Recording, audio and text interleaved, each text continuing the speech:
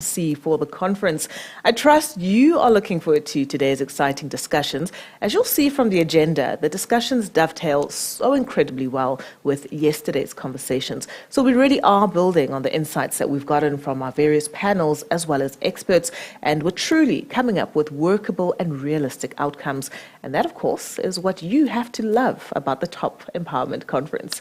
We've got loads of exciting stuff happening today as well. But before we get into the housekeeping, please put your hands together for our awesome sponsors. A massive thank you to our gold sponsor, who, as mentioned yesterday, has been sponsoring this right here event since its inception 7 years ago, and is also a regular winner at the Top Empowerment Awards for their dedication to transformation in South Africa. Of course, I'm talking about Nedbank. And then we have our distinguished silver sponsors that have been doing incredible work in the transformation sector. They are AVBOB, Hollard Insurance, Merchants, IDC, the University of the Free State, as well as Nemesis Accounting. Another huge thank you to these organizations, without whose support this event would not be possible. So once again, thank you to all our sponsors. Now, of course, we all love a prize, and there are still so many great prizes up for grabs today. A big thank you to Avo by Nedbank, who are giving away 5 1,000 Rand vouchers. Avo, of course, is South Africa's first super app where you can shop until you drop, and you can head over to the Nedbank Expo booth in order to stand a chance to win one of those 5 vouchers. Actually, we do have our first official winner of the first Avo voucher giveaway. Congratulations to Katleho Bernice Mwachi. Katleho is from Salt and Light Chronicles. So Nedbank will be in touch with you, Katleho, to help you redeem your prize. Big congratulations then. Nedbank will also be giving away 2 tickets to the iconic Nedbank Golf Challenge hosted by Gary Player. It is, of course, known as Africa's Major, and if you aren't familiar with this landmark event, I can confirm that it's one of the best corporate hospitality and live experiences on the African continent. And of course, it takes place annually in the amazing setting of Sun City. So if you want to stand a chance to win, all you have to do is tweet about the 2 panel discussions hosted by Nedbank from both day 1 and today of the conference using the hashtags, which I will give you very, very shortly. All you have to do is take a screenshot of your Twitter posts, submit them on the Nedbank virtual booth chat section, and the winners will be announced after the conference. Very, very easy, I think. And of course, delegates with the most engagement on social media, that's Twitter, will stand a chance to also win one of 2 1,000 Rand Takealot vouchers, as well as 2 duffel bags from Mandatory. So we gave one of each away yesterday. We'll do the same again today.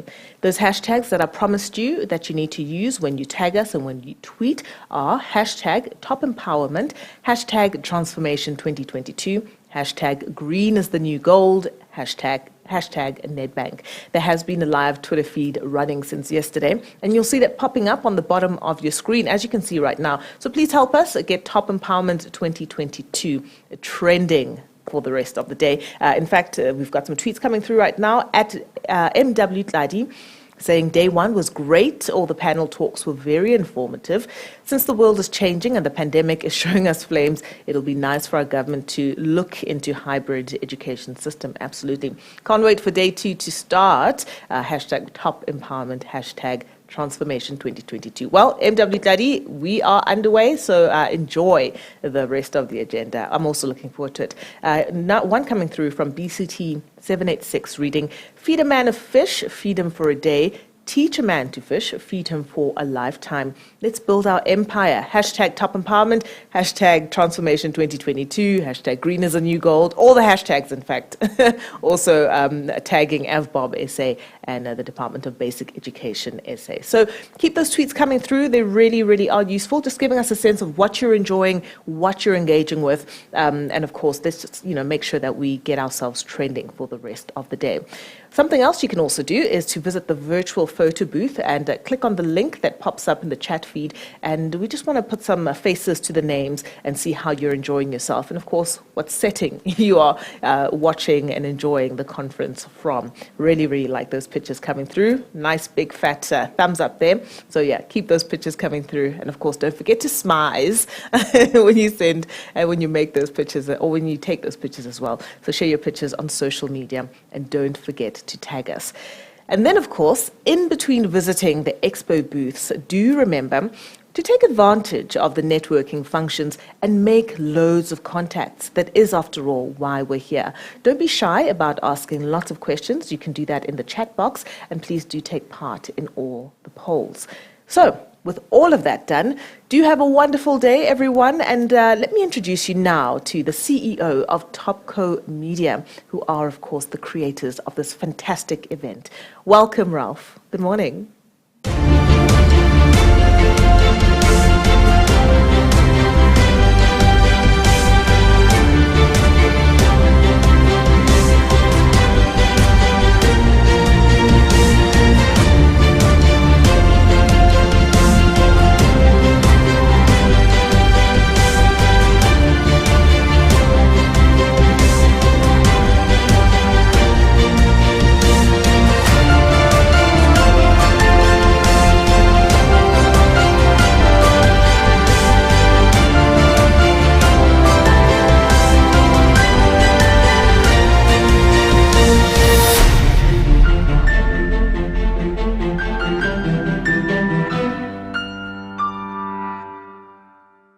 So good morning, Refilwe, and thank you so much for a wonderful job you did yesterday.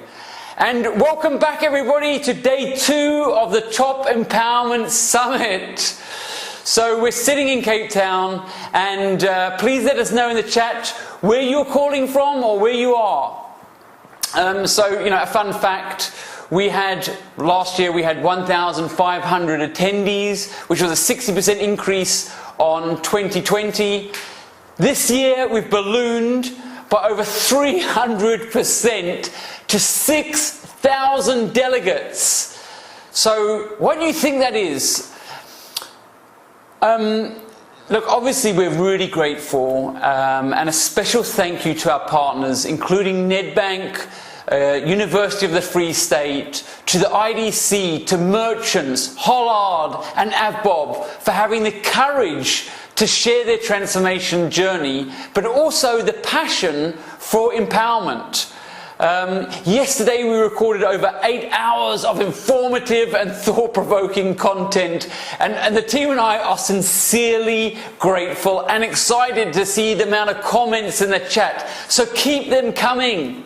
I think what's really clear to me is from yesterday that collaboration and sharing best practice is essential. We understand that an event like this is just the start of the conversation. So like Dr. Matthews Pozza said yesterday, we need to have a united goal for all people for transformation and empowerment to work. And we are always intrigued about the reasons for you to attend a conference like this. Some people said they want to grow their company. Others said they want to grow their careers. Some people said they want to find solutions for their companies. I suppose for me, empowerment is really about people. It's really a simple thing. I try to imagine that each person I work with, either as part of the team or as a customer or even a supplier, is a member of my family. And so you probably ask, well, how does he treat his family? Well, a psychologist asked my son about me. He said, so tell us about your dad. And luckily he wrote it down. He said, my dad is amazing, amazing, amazing.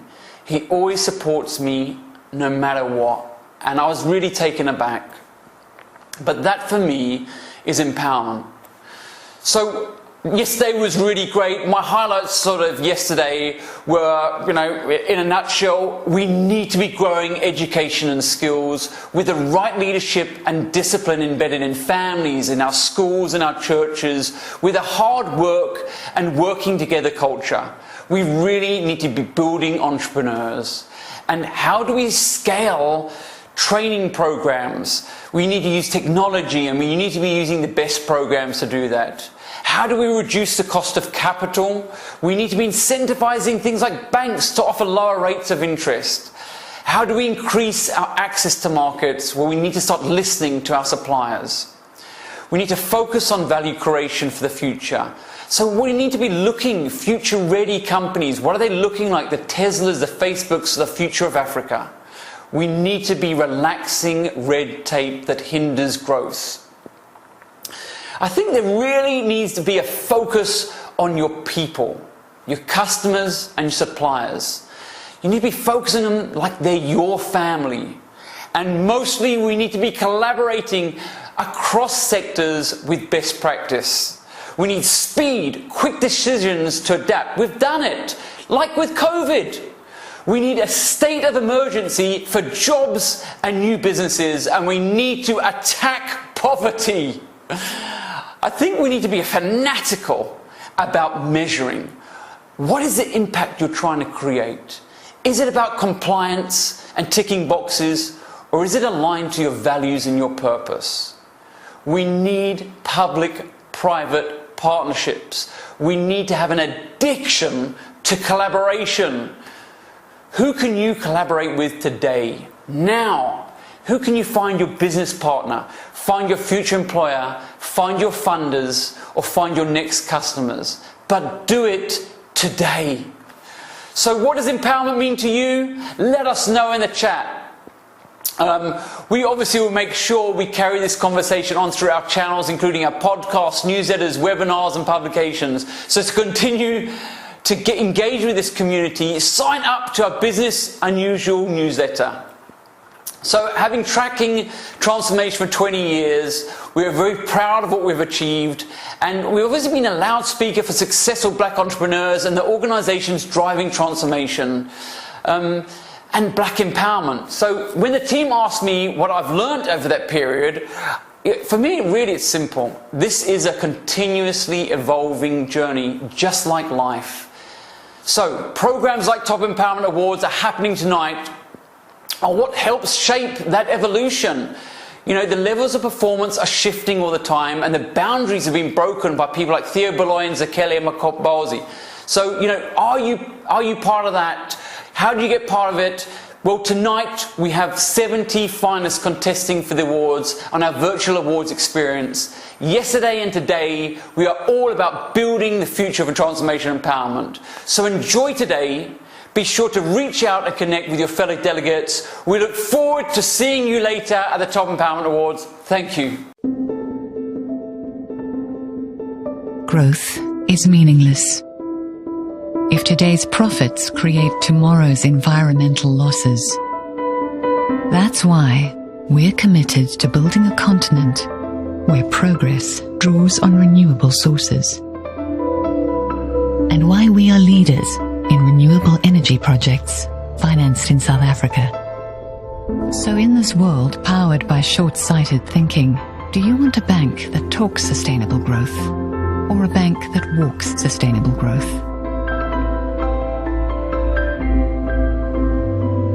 See money differently. Nedbank Corporate and Investment Banking. Well, thank you so much, Ralph, for setting the scene and the tone for the rest of the day. So, first item on our agenda is a fireside chat, the topic of which is pioneering transformation within a company ecosystem. Joining me for this conversation is the 2021 winner of the Top Entrepreneur of the Year category at the Top Empowerment Awards. Zakhele Mkobozi is the founder and group managing director of Modern Centric Holdings. Zakhele, thank you so much for your time this morning. Good, well, welcome. Good morning. Really good to have you here. Thank you so much for having me. Thank you so much. If any of you that haven't met Zakhele, the energy is instantaneous. The excitement as he walks in the room is just electric, and yeah. So we're having a good time in here already. Thank you. Zakhele, to the matter at hand, you know, for those that don't know Modern Centric Holdings, it is, of course, a multi-award winning human capital solutions company. Share with us the story of the company's genesis. How did it all begin? Actually, Refilo, I always laugh when people ask me that question because Modern Centric was actually established on the basis of unothering the othered. And when I say unothering the othered, I mean persons with disability, I mean the LGBTQI the LGBTQIP plus community. I mean vulnerable women and vulnerable youth as well. But Modern Centric was actually established back in 2018 in January in a back room, and some people will call it the cottage, of course. And I'm proud to say that in a space of 4 years that we've been operating, we've literally grown from one employee, which is myself, Zakhele Mgobozi, the MD, and we've grown to a headcount of over 150 employees with branches nationally, and of course we are multi-award winning organization that has been driving the transformation and also making sure that corporate is looking at the other. And how do they look at the other? Is through us and helping corporates. So that's how we were established. I mean, that's just such a fantastic, selling point, unique selling point that you have. Yes. And you've really found a niche for yourself. Sure. Just give me a sense of when you have that conversation with corporates about unothering the other, how quickly are they won over by, what it is that you are proposing to them? So just to give you also history, so in a space of operating since 2018, we have literally been driving the force of unothering the other through a campaign, which is what we call hashtag Modern Centric 1 million. So that basically means that in my lifetime as Zakhele Mgobozi, I want to impact over 1 million people, whether it's through employment, whether it's through leadership, whether it's through sustainability, whether it's through entrepreneurship. That is what we are doing. So in terms of the project that we've been running, we've been running programs like, making sure that the ecosystem on its own is actually being driven across all aspects in the industry, like the project that we are actually running in Musina. Because if you look at it, Refilwe, most companies, what they do, they look at urban areas.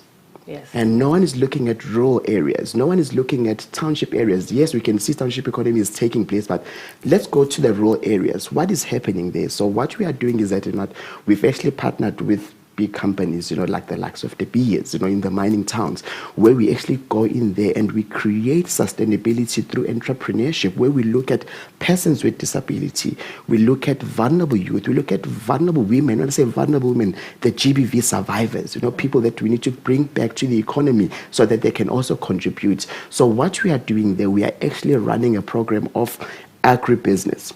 We have actually built about 5 greenhouses for a group of 20 people. And what we have done is that we've actually segmented these people. So the first greenhouse is owned by a group of 4 people, another greenhouse 4 people, another greenhouse, so that's how it is. And what they're doing is that they're actually planting and selling back to the communities to a point that now we've got another big customer that is actually now buying from these people. But the 5th greenhouse, the way we have actually done it is that it's actually selling back to the other greenhouses. So now once they've sold all the crops and the harvest, and then they go to the 5th greenhouse, and then what they do is that they actually buy the seedlings from that greenhouse and then they plant again. It's been working effectively. So those are things that we look at, some of the projects. Yeah, lovely. It sounds absolutely lovely. Let's talk about the technology and the role that it's played or hopefully may play in enabling companies to pioneer a path toward a more inclusive company ecosystem and perhaps in that way provide business opportunities for people with disabilities. Yes. Is technology essentially living up to its promise of creating more inclusion? I'm glad you brought that question. And I'm going to be as honest as possible. Please, that's why we're here. When we speak of digital inclusion, especially in the disability space, I'm sorry to say, corporate South Africa can still do more. Because when you look at inclusion, everyone is speaking of inclusion. Corporates are speaking of inclusion, we are being inclusive. But I'm going to be honest with you, Refilwe, there's still exclusion within inclusion. And why I'm saying that, let's look at disability as a whole. Sure. So when you look at disability, within disability, we've got people who've got physical disability. There's got unseen disability. When I say unseen, speech impairment. I'm speaking about deaf. I'm speaking about, I'm speaking about a lot of things like epilepsy, bipolar, you name them. But let me speak about the deaf community and the blind community. Yes, employment is taking place. Corporate is doing something in terms of bringing in these youngsters, bringing in the other community. But when you look at the deaf community, there's still a shortage of number. When there's systems like Modern Centric, we've actually partnered, with other organizations, because you can't do one thing yourself, everything yourself.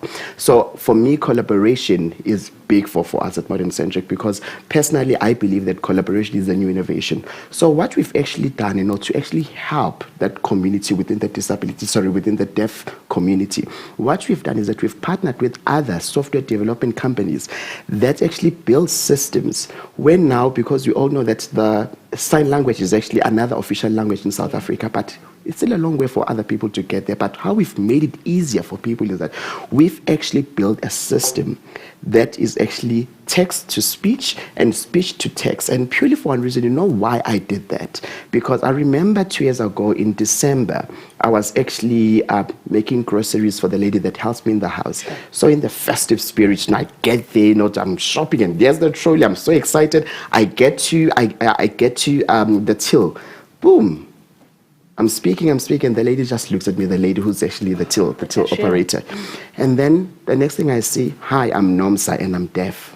So yes, I'm happy that the retail store did sensitize me, but where's the sustainability of it? Sure. So that really, really bothered me. I was like, no, something needs to be done. Something needs to be done. After all, you still need to interact with NOMSA and understand what NOMSA wants to put across to you as well. Not just to sensitize and that it ends there. So this system, that we have just built, we've tested, we've tried it, it's working effectively. We've got one retail store that is actually have asked that let's actually put the system through. Let's get few people who are actually within the deaf community and see how it works. I'm very positive it's going to work. So in terms of uptake of the system, training to use the system, it's simple. If you can use a cell phone, I'm guessing you Truly speaking, it's going to be a 5-minute teaching. Yeah. That's it. All right.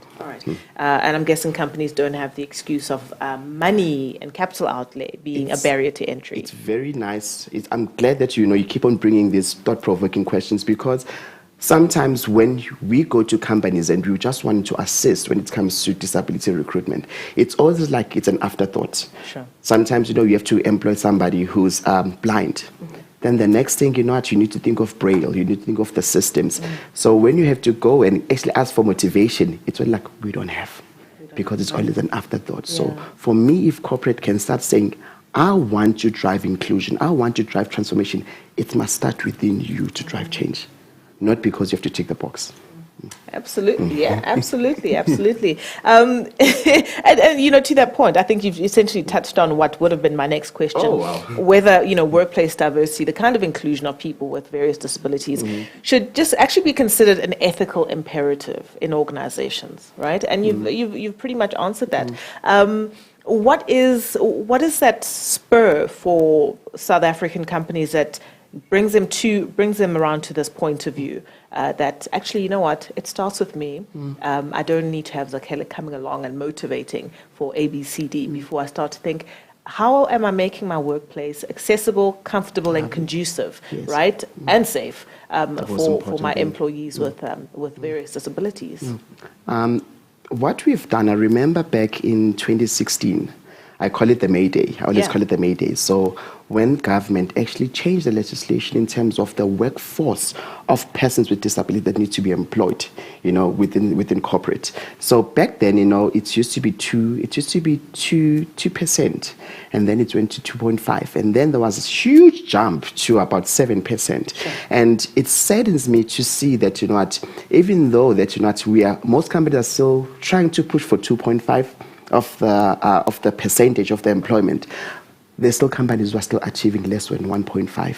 And I remember back then now, in 2016, when the government said, we're actually increasing now the quota. So it was just dramatic, and companies are just employing and putting people in warehouses, so that they can tick the box. And it was a hectic disaster, I'll be honest with you, Refilwe. Incompatibility? Yes, incompatibility, because, now we are just recruiting. We did not do what we call universal audit. And how Modern Centric, does this thing is that we've actually created what we call the PES model. PES, prepare, employ, and support. Sure. So under prepare is that we go into organization now and say, okay, cool, Refilwe, you are the head of HR. So in your company, you want to actually now do this drive of persons with disability. You want to recruit. But before we do so, can we just sensitize your employees first? Let's do a workshop. Okay. And we make it so fun, we make it so nice, we make it so refreshing, purely for one reason, because people still have this stigma that, there's something wrong with disability, and there's nothing wrong. So we'll come in, a day before the workshop, we'll come in with wheelchairs, we'll come in with earplugs, we'll come in with, blindfolds and things like that. Mm-hmm. And then, we actually ask people to participate, a day before. Be on that wheelchair for a day. Be on those crutches for a day. Be on blindfolds for a day. Have those, so that the following day, you can actually give us the experience. How was it like? It's actually very, very nice, because now this is when you get to walk in their shoes, and this is when you get to understand what's happening. Sure. And then we move over to the employment side, Sure. where the CVs are being sent and interviews take place. But the most important thing is the support, which is the support part. Now we've done the interviews, we've done the recruitment, everything is done, and now we need to come through to your company now and say to your department, Refill, and say, Refill, we need to sensitize your employees, your department now. We need to sensitize you, where we're going to tell them, okay, cool, guys. Now we've got Zakhele starting next week, Monday. Zakhele's personality is so loud. No, this is how it is. But let's speak about his disability. Zakhele has this nature of disability. He goes to the bathroom every 30 seconds or every 30 minutes. But when he does that, it's not that he's doing anything funny in the bathroom. Sure, it's just the nature of his disability that requires him to. I find that thing that it really, really works, briefly. And why I'm saying that, let's take it back now to us African communities. Sure. When you have a child with disability, what happens? You hide the child in the background. You hide the child, so that community will not see, because it's deemed as, if I've got a child with disability, I have been bewitched, I've been cursed. It's not like that. So now think of this child who has been hidden in the background. Think of this child who has gone into schools of special needs school. And now you're expecting this child to complete matric and come to an environment where there's able-bodied people. It's not going to work. So there's got to be things that need to be done in place in order to make sure that there is smoother, proper transition for both the employer and the employee into the workplace. I'm guessing much of that sustainability is the reason, or the emphasis on sustainability is borne out through your experience. Has there been traditionally a high rate of attrition of people with disabilities entering the workplace, and because of that lack of support, either leaving or being unable to cope? Truly speaking, in my experience and what I've experienced, with my team, in the last 2 years, there's been a bit of improvement, but we can still do better as corporate South Africa. But if I have to look at 4 years ago or 5 years ago, no. Yeah. So there is improvement, but we can do better. Absolutely. Yes. There's a quota to meet after all, and a quota to Exactly. supersede, actually. Yes, Not and- just meet it, but Yes, go at over. the same time, it's not Yeah. about just ticking the box. Sure. It's about driving the inclusion, and you must leave the inclusion. It must be it starts within you. It starts with you. Yes. All right. And very, very quickly, congratulations on your appointment as the president of APSO, right? The African Professional Staffing Organizations. Very, very quickly, we are, it is my final question to you. Okay. But what does that mean to you? And what's the sort of impact that you're hoping to make? Thank you so much for that. It's very emotional and spiritual for me, because back in 2005, when I came from Durban and I joined the recruitment industry as an administrator, I remember that compliance was the most important thing. And in order for you to be compliant as a staffing professional, you need to be under APSO. Yeah. And I didn't know that one day I'll be sitting here as the president of such a huge, federation that operates in an African continent, and also supporting other countries within within other continents as well. So what it does basically, APSO, for me as I'm taking this seat, is to basically drive the professional development standards of the recruitment of persons with disability, the recruitment of the ADHET, which is the LGBTQIP plus community. When I speak of how do you actually transition, the asexuals in the workplace? How do you transition the pansexuals in the workplace? How do you transition gay people? And how about the people that are actually transitioning from a male to a female, from a female to a man. So those are the things that I'm going to be driving in Africa, not just in the South African continent, in the African continent. That's what I need to drive, which is inclusion. Because what happens in South Africa might be different, in Uganda. So this is what I need to do, in terms of making sure that we are all singing one song as Africa. So it seems to me intentionality is the key driving force when it comes to your ethos for recruitment. For me, I'll say this, Refula, and this is actually my last one. My personal ethos is blessed are those who get to do what they love in their lifetime. For me, it's not just work. For me personally, it's passion. And me driving this passion has really, really yielded good result. Fantastic stuff. So, Kayla, thank you so much for coming in studio. Much. It really has been a blessing to have you here this morning. Thank you. It's been incredibly insightful, and I hope you've gleaned some amazing lessons from that conversations. We turn now to our first case study of the day, and the topic is meaningful ownership versus scorecard ownership levels, right? Understanding the difference and how to achieve meaningful ownership from SMMEs to corporate level. So some of the questions that will be asked are, what will meaningful ownership do for your business, and how do you eradicate fronting? Our speaker this morning is Murray Shabant. Murray is the Chief Executive Officer of the Cigna Group. Take it away, Murray.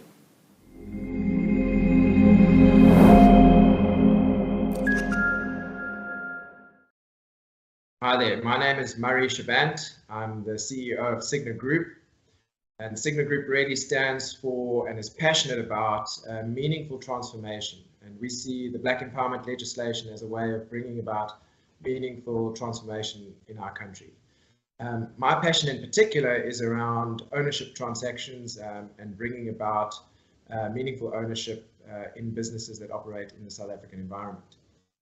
And I guess that's why I've been asked, what is meaningful ownership? Well, Black economic empowerment, the codes and the legislation do attempt to address ownership at three levels. They talk about the three attributes being the voting rights of shareholders, the economic interest of shareholders, which means their ability to participate in dividends or the profits of a company. And then the third attribute is what they call net value, which is the right of shareholders to participate in the growth and the value of the company over time. But in my view, really, meaningful ownership is really the ability of shareholders to ultimately create wealth for themselves over a period of time. And the question many ask is, has BEE really brought about any kind of meaningful wealth creation in the hands of Black people? And I guess ownership is a really emotive subject. If you think about land ownership, for instance, and the sort of political hot potato that is, and the emotive subject, because people were dispossessed from their land, and now we're having, legislation has been called upon to redistribute land based on those historical ownership trends. And the same has happened for companies. If you're familiar with the laws of the country, during the 1920s, 30s, and 40s, a lot of the legislation dispossessed or removed the ability of Black people to participate in the formal economy. And so Black economic empowerment is really meant to address this issue of ownership in a meaningful way. And so in the 1990s, when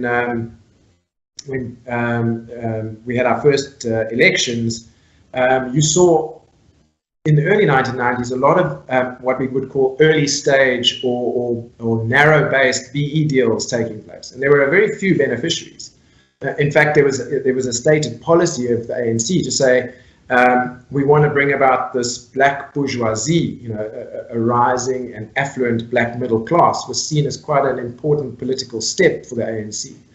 And so you saw a lot of deals being done with what were called, politically influential people, where corporates felt that if they were doing a BE deal with someone who was politically connected, it would help the company, in doing business with government down the line. And to an extent that was true. But at the end of 1999, when we had the Asian crisis, most of the BE deals that had been done at that stage were underwater and collapsed. And you kind of were left with only sort of 5 true beneficiaries, what they call the famous 5, who really succeeded out of that narrow-based era.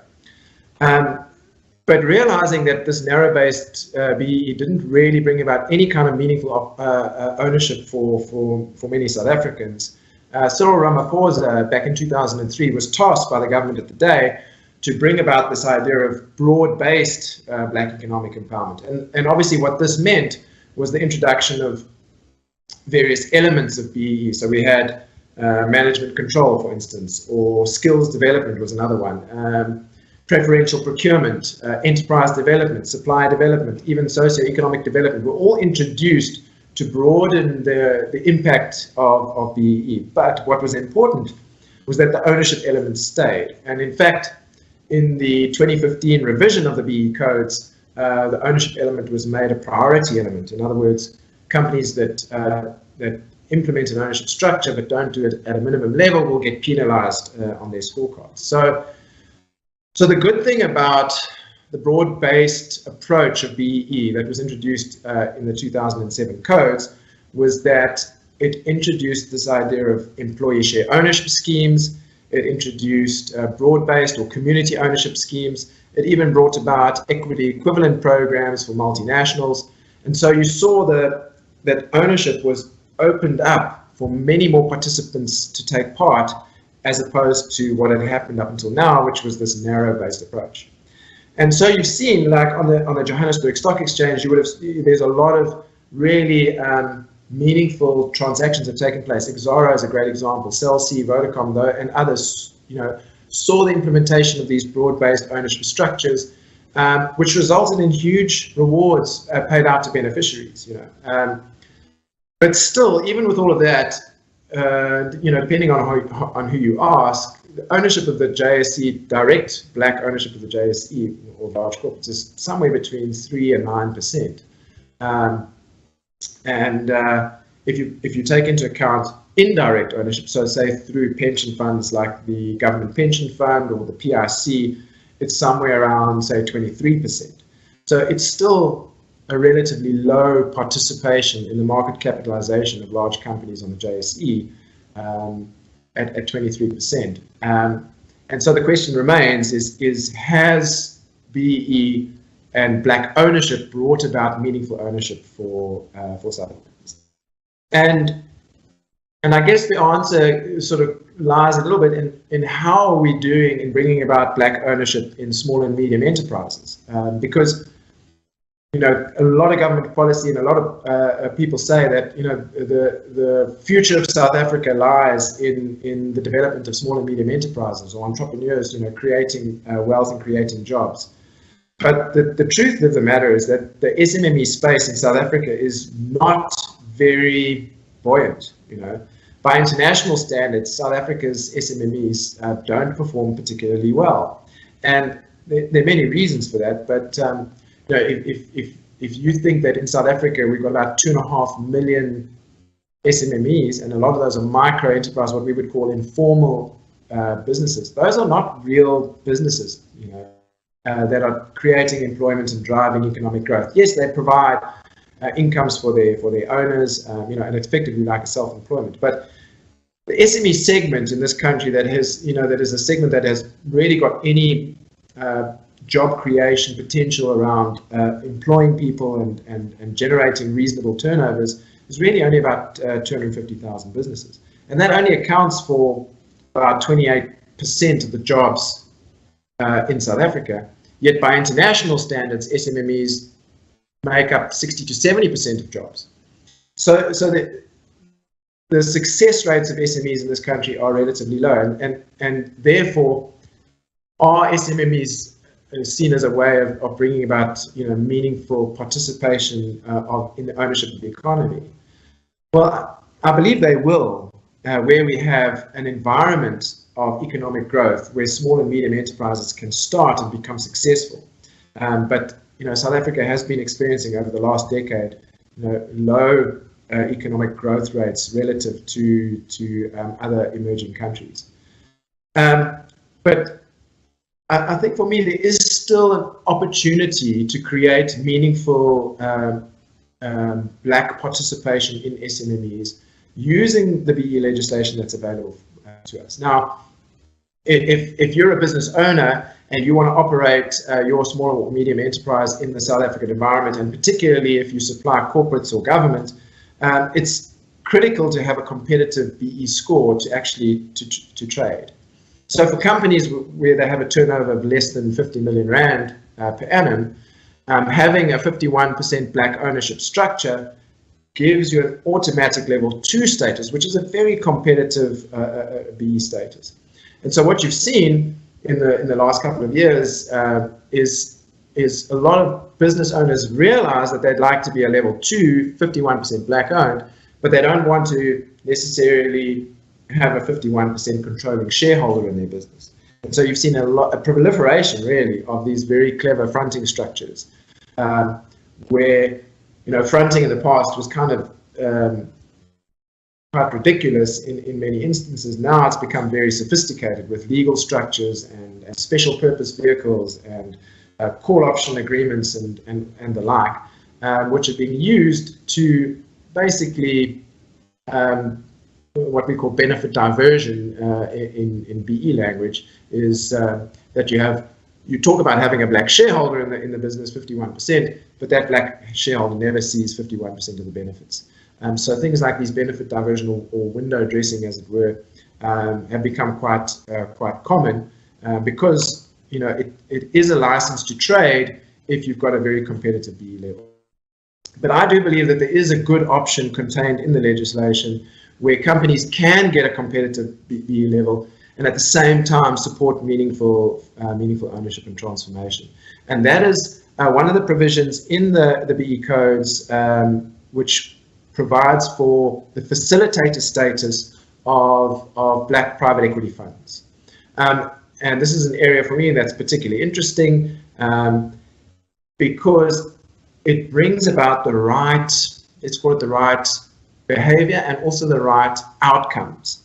So basically how it works is the BE codes say that where a fund manager is a black owned and managed and operated business and it manages a private equity fund, that private equity fund, all the investments of that private equity fund are seen as black owned investments.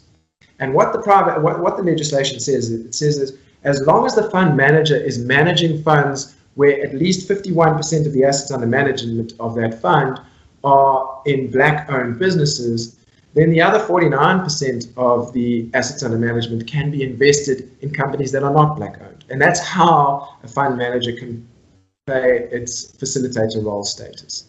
So the practical implication for business owners is that they can be invited to participate in a private equity fund.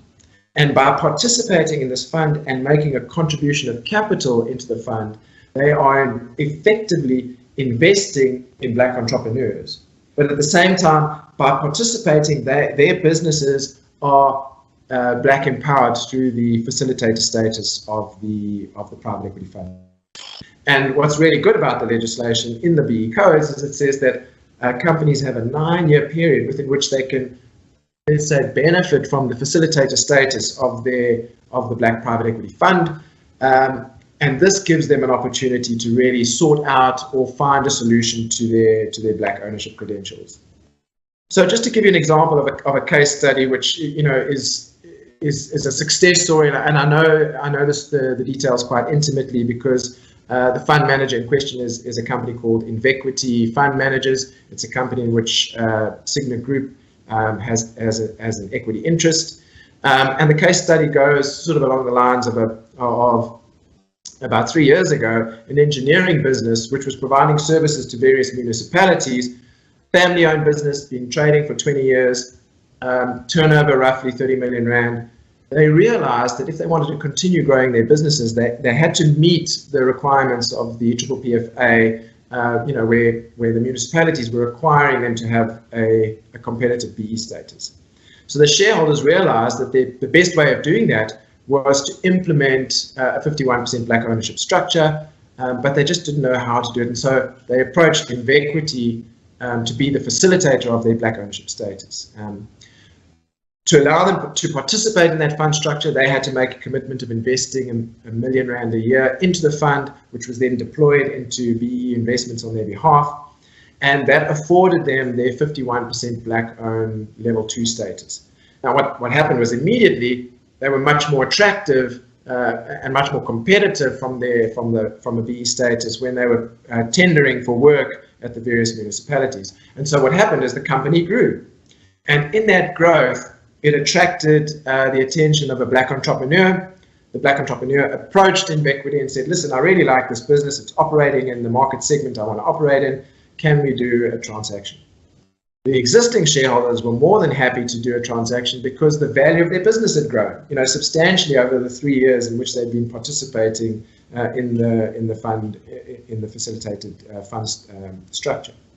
So what happened then was that Invequity facilitated the transaction whereby the black entrepreneur acquired 51% of the equity in the trading business, and that company now has gone on to grow significantly. And so you see, this is an example of a story where meaningful ownership that benefited the existing business, benefited the new black entrepreneur who came into the environment through a facilitated structure really did work. So really from that perspective, meaningful ownership, I believe, is attainable. It means that business owners just need to open their minds, I guess, to alternative structures that can work for them. And private equity being one of those types of structures that really can bring about meaningful participation for people in the ownership of our economy. So thank you very much for the opportunity to share just a different view on how meaningful ownership can be achieved. And I really look forward to seeing you at the Topco event. Thank you. The following advertisement contains facts. Shared value, the new big thing everyone's talking about. Well, talking. There's nothing new about shared value at AVBOB. You see, as a mutual, they have no shareholders. So AVBOB's profits are shared with their policyholders in the form of bonuses and improved free funeral benefits. AVBOB's not talking shared value, they're sharing value. And they've been doing it for over a century. It's all on their website. Well, next up is our keynote address, and the topic of which is quite an interesting one. It's called Tangible Empowerment Beyond the Tick Box Approach. I like this topic. I think so many of our speakers alluded to this, and I'm really looking forward to getting to grips with this. And Lindiwe, our next speaker, will be helping us understand the power of the BEE scorecard when tangible. Of course, how do we guard against falling into the tick box approach and instead learn to have tangible impact? The speaker is Lindiwe Madonsela. Lindiwe is the Executive Director for Compliance at the Triple BEE Commission.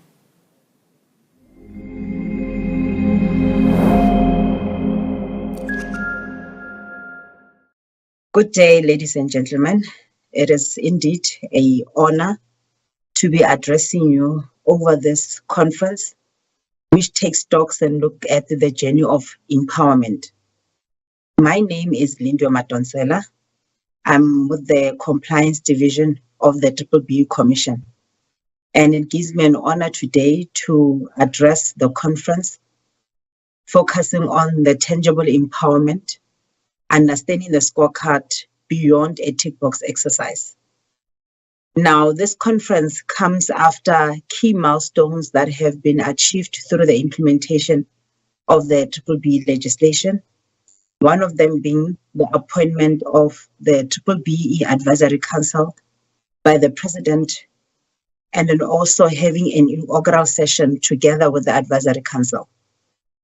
Now, it is important that we understand the journey of transformation and why it is still important that we continue to implement the Triple BEE legislation.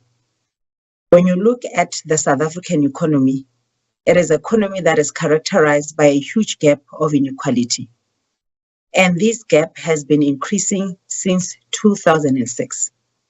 Now, it then becomes important for both the government and the private sector to come together to put in place key strategies that are going to make sure that we change the structural outlook of the South African economy.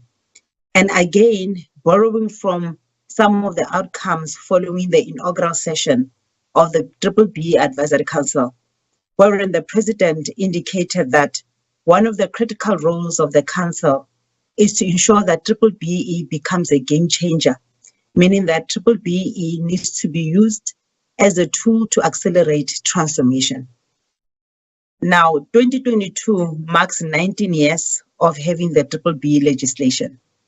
Now, this legislation has been supported by other government measures that looks at ensuring that there is the participation of Black people in the economy. Part of these measures talks to township revitalization. Now, in the past months, we've seen the Gauteng Department of Economic Development launching the Township Act, which looks at a framework that is going to drive activities around township revitalization within the Gauteng province. We've also seen government being at the forefront in identifying critical sectors that are key in driving the South African economy. We've seen through the Ministry of Trade, Industry and Competition, the introduction of master plans.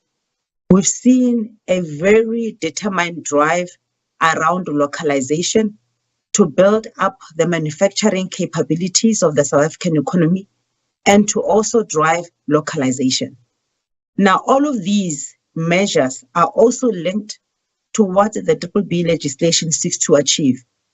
Part of the BBBE legislation seeks to look at increasing the localization aspect. It seeks to increase local manufacturing in a manner that is transformed. Hence, the BBBE legislation, when it comes to imports, wherein we import based on brand specifications and technical specifications, it requires that we look at setting up localization activities. It looks at the introduction of import plans or import substitution plans to look at some of the commodities that can be localized as part of driving local economic development.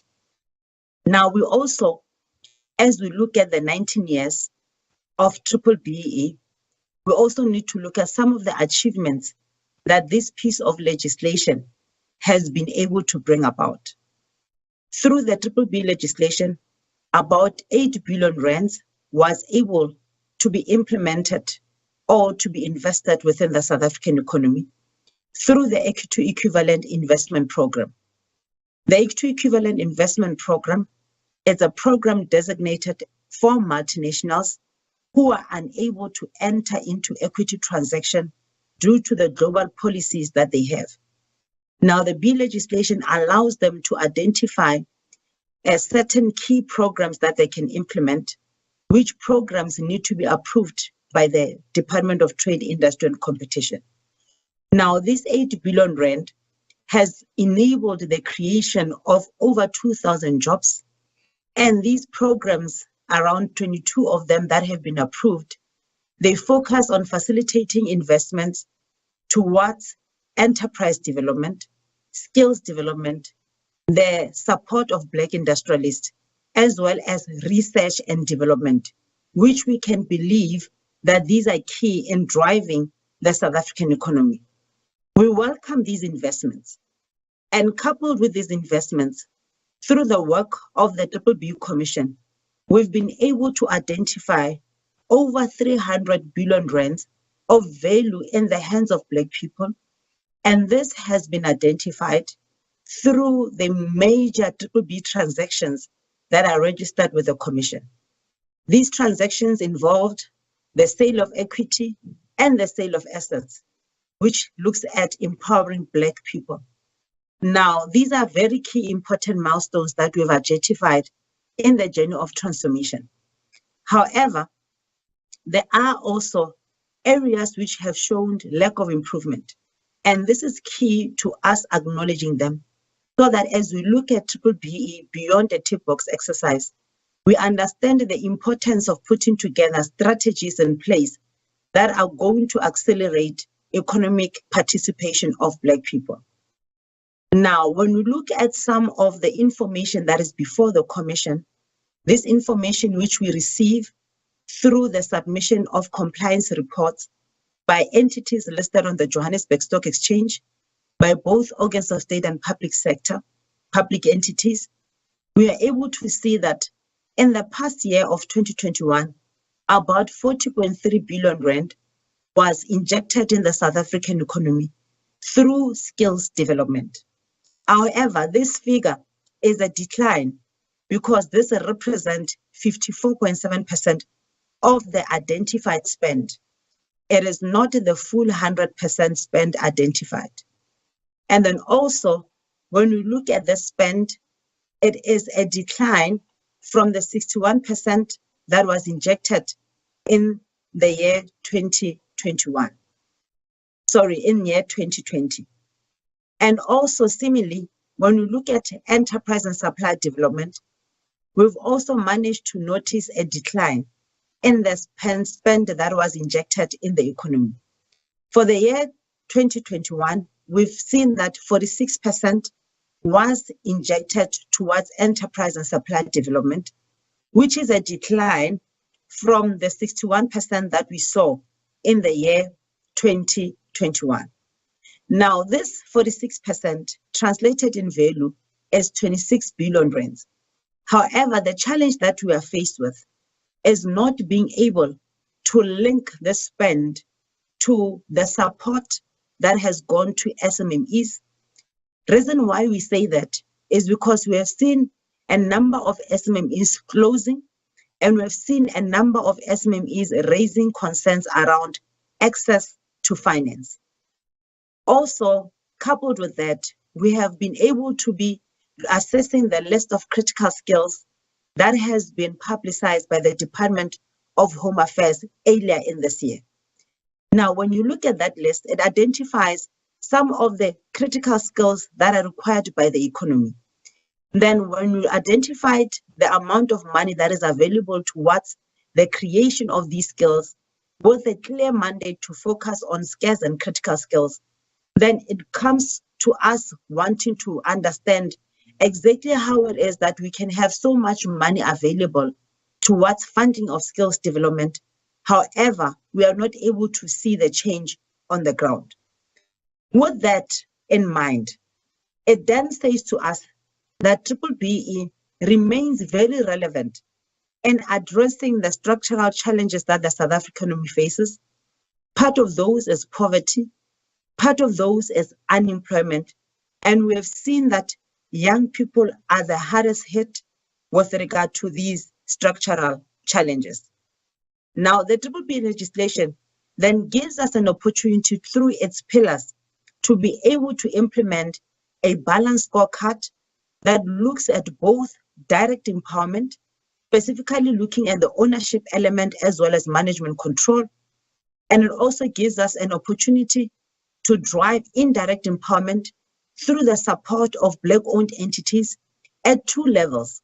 At the level of market access, the introduction of specific procurement opportunities, as well as the level of supply development and enterprise development, wherein we try to address the inefficiencies that may exist in Black-owned entities with the aim of making sure that we capacitate them so that they can be able to take advantage of the number of economic opportunities that are available.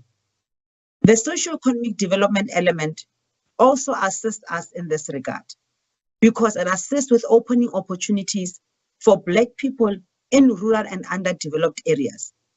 This is critical because this talks to what the economic recovery and reconstruction plan of government post-COVID strives to achieve, and is also closely linked to Vision 2030 that is embedded in the National Development Plan, which talks about an inclusive economy. Now, when we talk about understanding the scorecard and moving beyond a tick box exercise, it then permits us this day to highlight some of the elements that we believe that it is important that we become intentional and strategic in driving economic transformation.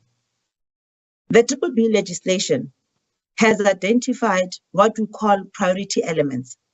These are the elements that we believe that through them we can be able to de-racialize the composition of the South African economy. And this refers to the ownership element, enterprise and supply development, as well as skills development. Now, when we look at the ownership element, part of the trend is that is one area that we have not necessarily made much progress since 2007. And this is supported by the National Status Report that the BBBEE Commission releases on an annual basis. The 2021 results, which we are yet to publish, are demonstrating to us that we have declined in the area of ownership. Ownership is sitting at 29%, which has declined by 1% compared to 2020, which was 30%.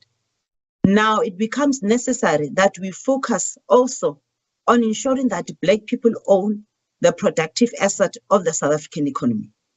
In the recent months, we've seen an announcement around a transaction that involves Wasaa as well as BP Southern Africa, wherein Wasaa acquired the fuel terminal that was previously owned by BP Southern Africa in the East London terminal. This is one of many transactions that are made possible based on the BBBEE ownership element, in particular, the element that talks to sale of assets or sale of businesses into the hands of Black people. Therefore, we also need to look at how do we then, as implementers, use that particular element to ensure that we transfer part of the production assets into the hands of Black people. Now, also, an element that can assist in accelerating transformation is the enterprise and supply development element. We are aware that National Treasury, in partnership with the Department of Trade, Industry and Competition, has been running a program around designation of sectors.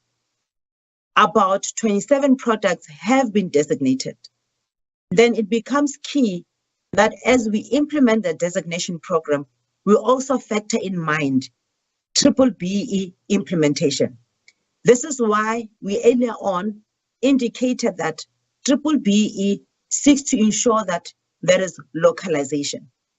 And we also believe that as part of using these designation programs to unlock economic opportunities for Black people, we will be able to create and sustain the Black industrialists that are to be developed through the Black Industrialist Program that also sits within the Ministry of the DTIC. And then seemingly unlocking opportunities through these designation programs, we will be able to address the structural economic challenges that result due to monopolies, which will also create uncompetitive practices that hinder the entry of Black businesses in some of the economies. And we also believe that the African Free Trade and Cooperation Agreement also presents an opportunity to create a linkage between what the BBBEE legislation seeks to achieve and then also what the Black Industrialist Program seeks to achieve. Now, a concerted effort to then have those import substitution plans is then required so that we can be able to realize the benefit that is made available by the African Free Trade and Cooperation Agreement, as well as the designation programs. Also, the ESD element, through the procurement opportunities, can assist government and the private sector to transform what we call the value chains through the various procurement activities. Now, when we look at the preferential procurement part of the enterprise and supplier development element, we are able to identify that 50% of the procurement spend needs to be directed to entities that are at least 51% Black owned. This is a good set aside or a good market exit opportunity that is available to Black owned entities. However, this requires a deliberate effort in terms of how procurement of goods and services is undertaken both in the public sector and the private sector. Now, what do we mean that it requires a concerted effort? It means it cannot be left to chance. It means that there has to be those particular opportunities that entities intentionally identifies for procurement and the participation of at least 51% Black-owned entities. And this also presents an opportunity to implement the 40% set aside for women-owned entities that the President announced in August 2020. Now, there are certain key aspects, even in the B legislation, that can assist us to drive transformation. For example, where entities want to accelerate and go beyond some of the targets that have been set, there are measures that are available to them. You've got Section 9.6 and Section 10.2 of the BBB Act that allows organ of state and public entities to approach the Minister of Trade, Industry and Competition and request to exceed those targets. One of the areas that we believe can be achieved in this instance is the implementation of the 40% set aside for Black-owned entities. Currently, the legislation has earmarked 12% of procurement spend to be directed towards entities that are at least 30% Black women-owned.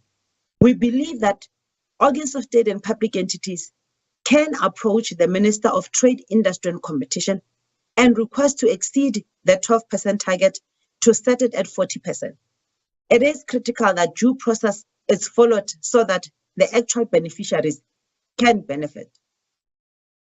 We also believe that the manner in which the 3% of net profit after tax, as well as the 0.3% of allocated budget for the public sector, can actually go in a long way to capacitate Black-owned entities through the implementation of supply development programs, as well as enterprise development programs, which programs, if not properly implemented and monitored, can exacerbate the challenges that are faced by a number of SMMEs. And one of such sectors which we have seen, it is the sector around panel beaters, who have seen challenges around entry, challenges around enjoying equal opportunities.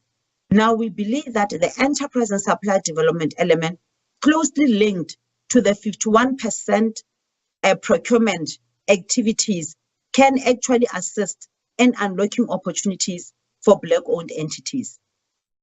Now, also, another critical element, it is the element of skills development. On an annual basis, entities, or to say large entities, have to spend 6% of livable amount towards skills development of Black people, whilst qualifying small enterprises have to spend 3% of the livable amount. Now, roughly, this says to us that as a country, on a year-to-year, we have 9% of livable amount that is available towards the development of critical and scarce skills. We've got this amount that we can use to increase investment towards human resource development and to build capabilities for Black people. Then what we encourage is partnerships between the private sector and the public sector and institutions of higher education, which include TVET colleges, where we can see these funds being directed towards those institutions to support Black people at a particular measurement period. Now, the role of the Commission will be critical in monitoring all these activities. The Commission is available to provide advice to entities, to guide entities to ensure that there is proper implementation of the BBB legislation. On year-to-year, we have seen an increase when it comes to an uptake of these services. We therefore encourage both the public sector and the private sector to engage when they have identified certain BBB initiatives. However, that does not mean that the BBB Commission will not shy away to initiate investigations where violation of the BBB legislation is identified. And finally, encouraging better coordination of BBBE beyond the tick box exercise. We recommend that there be a pooling of funds that are identified for enterprise and supply development, including skills development, towards a centralized fund. We can have a centralized fund for skills development, as well as a centralized fund for enterprise and supply development contributions, wherein these contributions can be directed towards a similar fund that is government-led and monitored in a similar manner that the Solidarity Fund was created to address the impact of COVID-19 on the South African economy. In so doing, this will ensure that maximum implementation of these funds actually takes place, because we have seen that in the recent past years, entities have only implemented around 61% of the funds identified for skills development and the funds identified for enterprise and supply development. We also believe that organs of state and public sector needs to drive the implementation of the 40% set aside for Black-owned entities by using the pillars that are available in the BBBE legislation. And we also believe that creating specific set-asides under the preferential procurement activities, according to how the preferential procurement scorecard provides for, will assist to be intentional around making market access opportunities available for Black-owned businesses, as well as driving localization. Now, when you look at driving localization, we also believe that the lifting of the moratorium on the empowering supply requirements within the BBBE legislation will assist in seeing localization being driven at a whole different level. And then also, we believe that the use of skills development is critical in making sure that Black people are given the competencies to be able to participate in executive and board levels of a number of entities. However, all of these will not be made possible if BBBE it is not part and parcel of the business strategy of both implementers of the BBBE legislation. If we continue to treat BBBE as an isolated program, apart from the core activities of businesses, we will not be able to achieve this. Therefore, we encourage all organs of state, public entities, and the private sector to have BBBE strategies that talks to the day-to-day activities that are being undertaken. Thank you, ladies and gentlemen. It is Lindiwe Madonsela again from the BBBE Commission, and we want to say thank you for this opportunity to address the Topco Empowerment Conference. We believe that what needs to come out of this conference is the intentions and the commitments towards economic transformation. Thank you.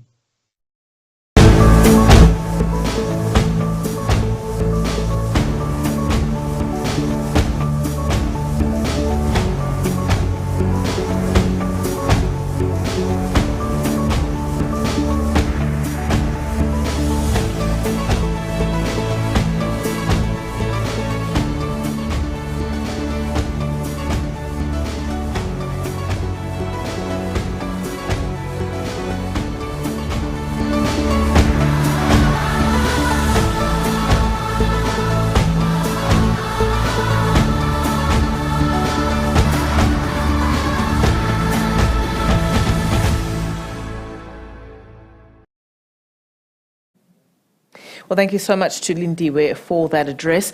The next item on our agenda deals with transforming public services in South Africa. Joining us for that presentation is the Honourable Dr. Chana Bilane Majake, Deputy Minister of Public Services and Administration. Over to you, Deputy Minister.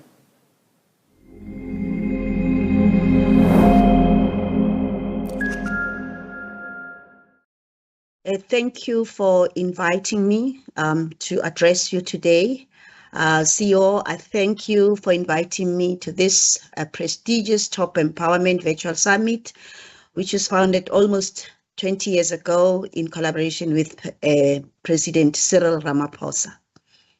The objective of the summit, I am informed, is about bringing together business leaders from across Africa to unpack key strategic focus areas, accelerate and maximize empowerment and transformation efforts in South Africa.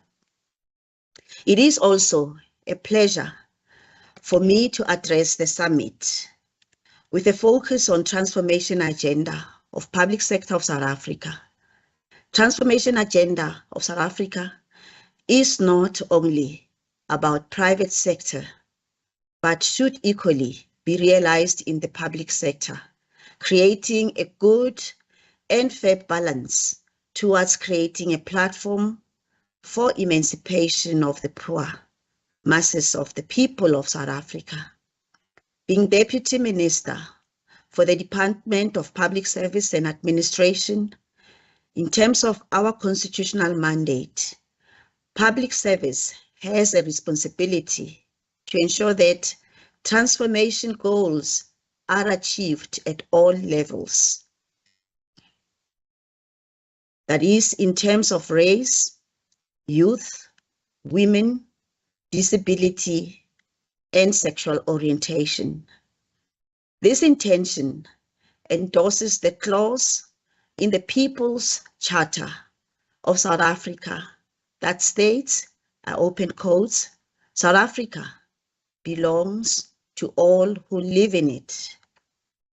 I wish to put a rider to it that says, who live in it legally.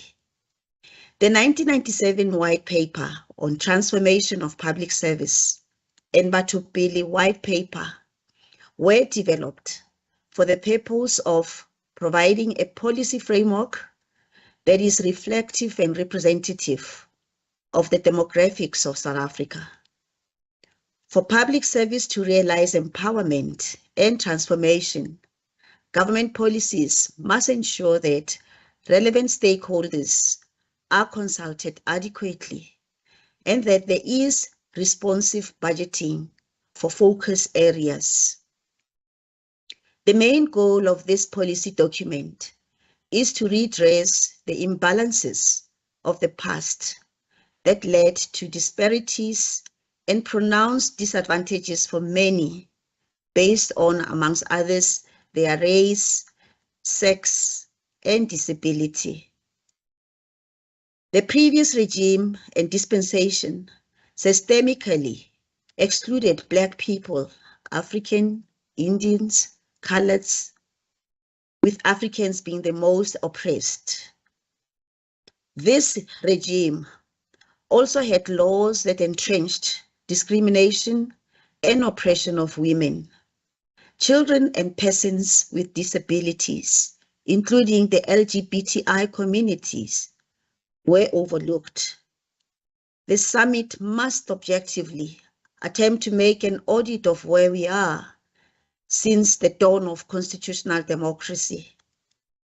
Such solution-oriented audit that may, at a later stage, require empirical research must be done in earnest and not be overshadowed by unhelpful rhetoric of corruption in business and private sector, at times meant for political point scoring.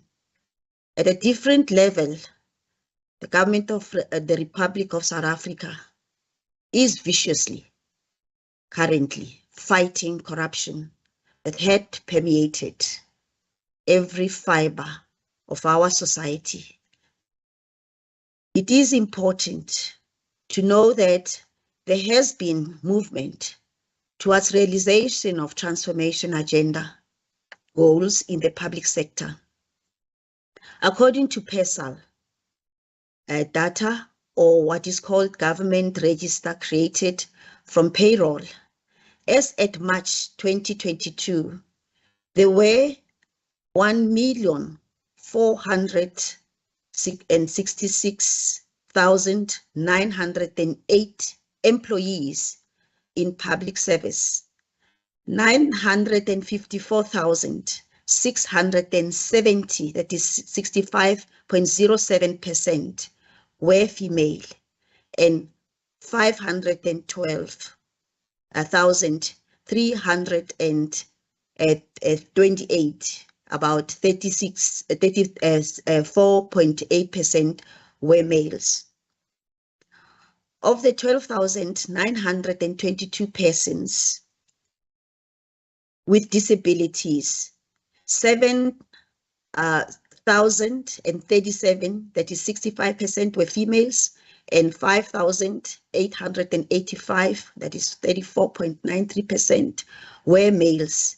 And of the 420,425 young people in the public service, 275,376, which is 65%, were female, and 145%, 49, were males, and that being 34%. Of the 157 persons with disabilities, 62, which is 39%, were females, and 95, which is 60%, were males.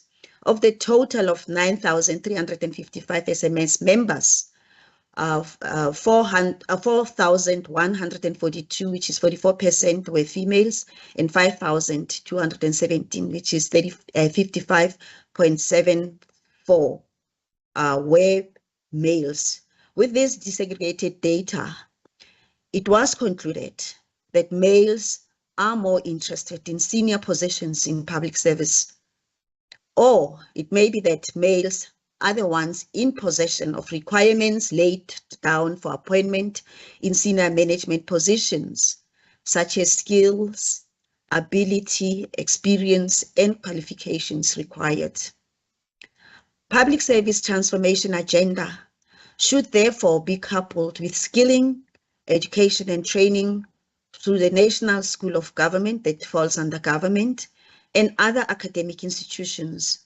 This should actually be done for previously disadvantaged communities and people who have actually managed to find their way into public service from the previously disadvantaged communities. This is done with the intention to bridge the gap in terms of education, skilling, and training for these communities that were disadvantaged and were never actually given enough opportunity in the past. The general equity targets for women and persons with disabilities have not as yet been fully realized. Government is currently finalizing equity targets for youth. Transformation in the private sector must also be understood in the context of participation by previously marginalized in business opportunities that should create a platform for people of South Africa to share the country wealth and resources. The private sector must also have a fair and oiled machinery to make this to happen. Through acts of parliament, Government of the Republic of South Africa has created a business environment to encourage growth, development, and growth. And that is a good business environment that government has actually created. Transformation agenda must also embrace conditions of employment in the private and public sector. Section 2 of the Employment Equity Act of 1998 has, as amended, focuses on achievement of equity in the workplace by promoting equal opportunities and fair treatment in employment through elimination of unfair discrimination in the workplace or the world of work. This section also covers implementation of affirmative action, measures to redress imbalances of the past. Critiques of affirmative action have attempted to label this remedy as discriminatory and denied themselves understanding what fair discrimination means in redress of atrocities. Skilling, education, and training where it lacks, where affirmative action lacks, is also encouraged in this regard. The Gender Equality Strategic Framework for Public Service of 2008 is aimed at gender mainstreaming for the purpose of gender transformation. And gender mainstreaming should not actually only take place in government. Even in business, we need to actually be having intentions at every level to be sure that whatever operations we've got take into consideration where women are placed, even within business. The strategy strongly emphasizes the advancement of the status of women with a view to provide equal opportunities to men and women in the public service. It encourages the removal and elimination of all barriers to entry into public service by women. The objective of the Gender Equality Strategic Framework for Public Service of 2008 is to work towards strengthening issues that affect women in the world of work, amongst others, the management and leadership capacity of women in the world of work. This summit must also utilize this opportunity to reflect on the implementation of the Gender Equality Strategic Framework for promoting women's empowerment and gender equality. The Department of Public Service and Administration introduced what is called the Job Access 2009 Strategic Framework on the recruitment, employment, and retention of persons with disabilities in public service.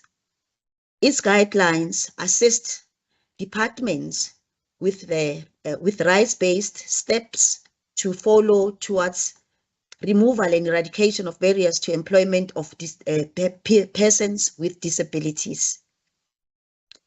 A training course based on this framework was developed by the National School of Government. Policy on reasonable accommodation and assistive devices assist departments across government on when and how to plan, especially how to budget for reasonable accommodation and provide assistive devices for people with disabilities. This will contribute to retention of persons with disabilities in the public service. The policy provides guidelines on barriers to employment of persons with disabilities, such as provision of transport for employees with disabilities who may not otherwise be able to use public transport. Leave for repairs and maintenance of assistive devices is also what is taken into consideration. Acquisition and disposal of assistive devices and provision of personal assistance and caregivers is also what is considered within the same framework. Business of South Africa may emulate this approach as Africa in preparing itself towards the implementation of the African Continental Free Trade Agreement, an ambitious trade pact to form the world's largest free trade area by connecting almost 1.3 billion people across 54 African countries. The agreement aims to create a single market for goods and services in order to deepen economic integration of the continent of Africa.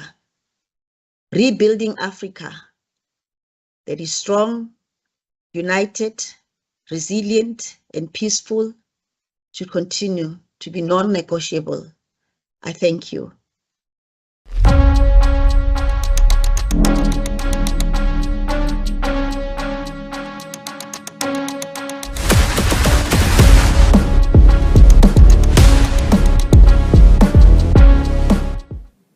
And a thank you there to Dr. Chana Pilane Majake. Now, our first panel discussion for the day goes like this. The topic at hand is rethinking social solutions in business and beyond. Of course, this panel discussion is hosted by Nedbank.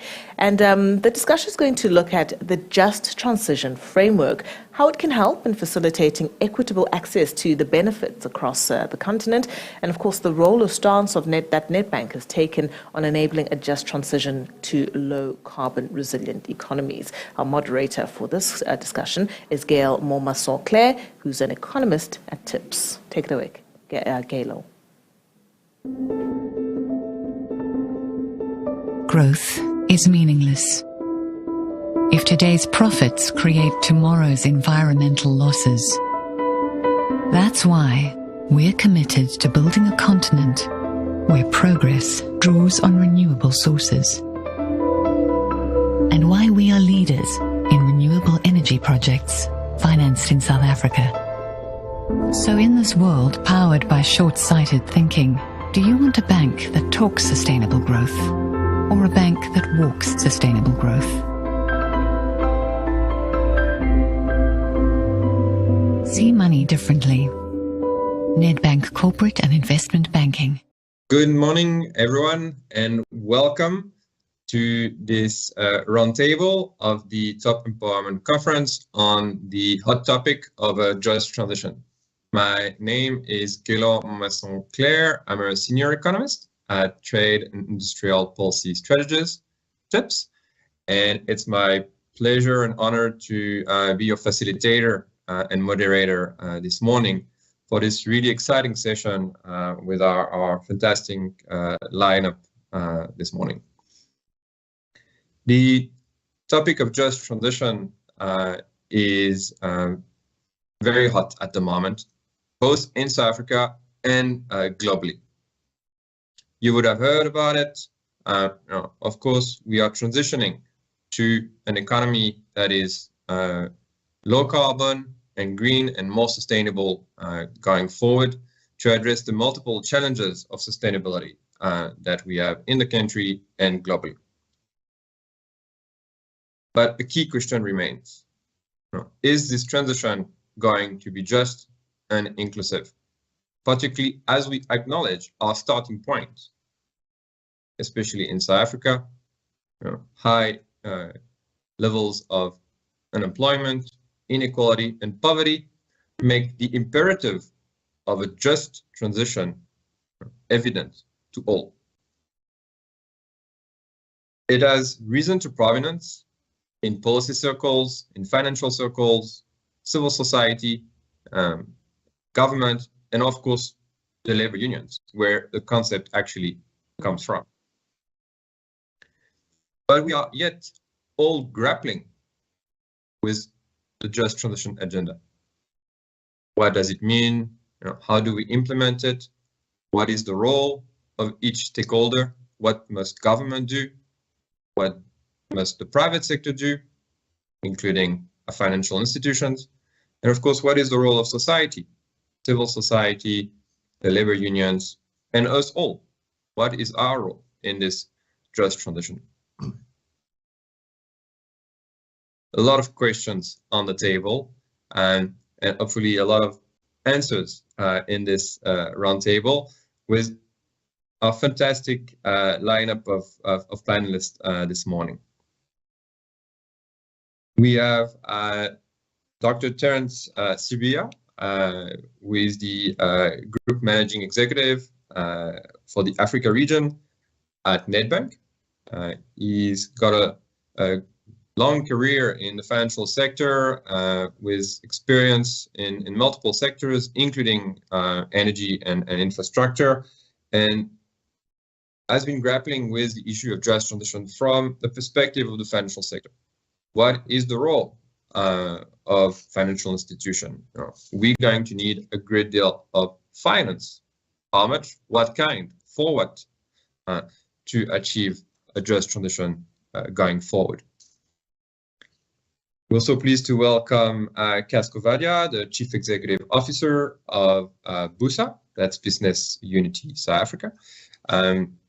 He's no stranger to most of you in the room. I'm sure he's got a great deal of experience, and from the private sector perspective, he was the Managing Director of the Banking Association of South Africa and the chairperson of the National Business Initiative as well. He's part of many committees and boards from both an academic and private sector perspective as well. Last but definitely not least, we have Louise Naudet, who is the Climate Portfolio Senior Manager at WWF South Africa, and has been in those issues of transition and justice for a very long time as well. She is also a commissioner on South Africa's Presidential Climate Commission, who has been dealing with the issue of just transition since its establishment, actually, in late 2020. So Louise, first question for you on that topic. Really, the just transition has been within the Presidential Climate Commission, and we have a just transition framework now for the country that was developed by the Presidential Climate Commission and recently welcomed and approved by the President. What does that mean for South Africa? What does it leave us? What does this framework do? What does it not do? And how do we move forward from there? Thanks, Gaylor. So I want to focus on two aspects of the framework, but just to underline at the outset that, the greatest injustice is happening as we if we are too slow to act on climate change and we leave it unabated. And both in terms of biophysical impacts of climate change, like we've seen in eThekwini with the extreme floods, and also the transition impacts as the world transitions to a lower carbon economy. South Africa's economy can either be positioning ourselves well into that or be left behind. And those are the two kinds of arenas that bring injustice if we do nothing.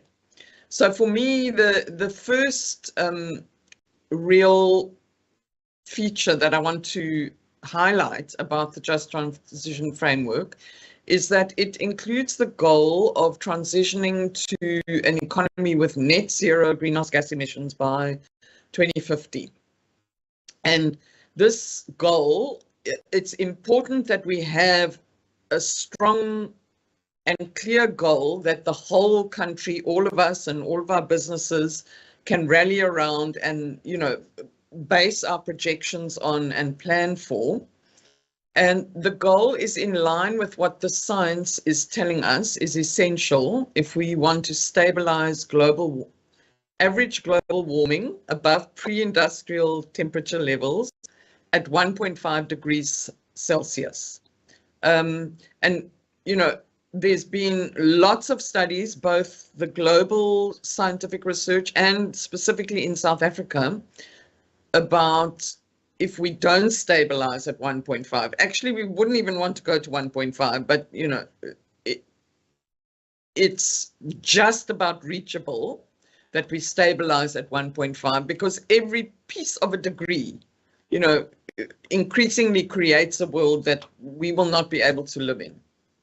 And if you then pull back from that goal of net zero by 2050, the science also says that by 2030, which is just around the corner, we have to have cut our emissions by 45% below what they were in 2010. So I think that it's really important that the Commission has come out strongly for that level of ambition. We don't yet have that goal in national policy. There's a sort of promise to do net zero by 2050 in our low economic development strategy, which is a document one submits to the UN FCCC. But it isn't actually bedded down in policy. The president said that we handed over the framework to him. He said that it would inform how we navigate the climate transition as a country.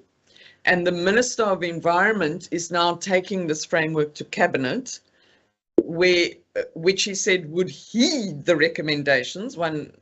Heed, I suppose, still leaves room for interpretation. But what was very encouraging is also that the framework would be taken into account in the planning and budgeting process. So, you know, we're starting to see that these goals and would then the medium-term strategic framework of government and so on would all start to kind of aim for this goal. And, you know, that then provides certainty for business, for example. But it's not a slam dunk that it's going to translate into policy. So, you know, one would think that off the basis of the science, we would all take the action that's necessary. And it really is urgent action, and it really has to be deep and thoroughgoing. But of course, you know, there are different material interests in the economy, and there are some who, because of their business models, would want to have us go slower and not take such deep action. And, you know, I'm not in the business of creating goodies and baddies. If I was running those companies, I would be doing exactly what they're doing. But I think that we should be alert that their interests are not necessarily the interests of the nation and of all of us. So when people speak as if they and their businesses are the economy, you know, just be wary of that sort of narrative and think about, you know, what gets forgotten in the worries about the transition is the worries about not transitioning, you know, and the kinds of developmental gains that will be completely destroyed and are being destroyed by climate change. So, you know, we have seen these vested interests hold us back. And I think in going forward with the Just Transition Framework, we have to be mindful that their interests are not necessarily ours. Okay. Then the other aspect that I want to talk about that's not yet it's not in the framework, but I think is a big challenge for the Commission going forward, is that if South Africa makes commitments as it has to reduce our emissions to certain levels, and if we put this goal, you know, peg in the sand of net zero by 2050, then we can derive, that gives us an amount of emissions that we are going to allow ourselves to emit over a certain period. And that, you can call that the country's carbon budget, is the sort of phrase normally used. And that is now a public good.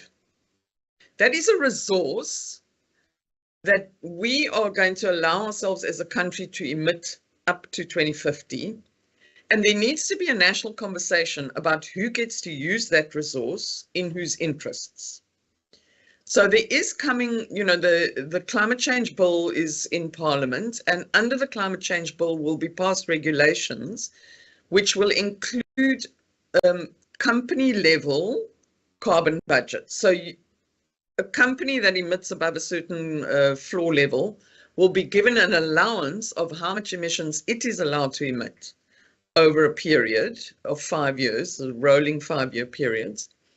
And, you know, we could give away a whole carbon budget to heavy emitters, but we need the carbon budget to put in place, you know, every school you build is going to require emissions because cement creates a lot of emissions.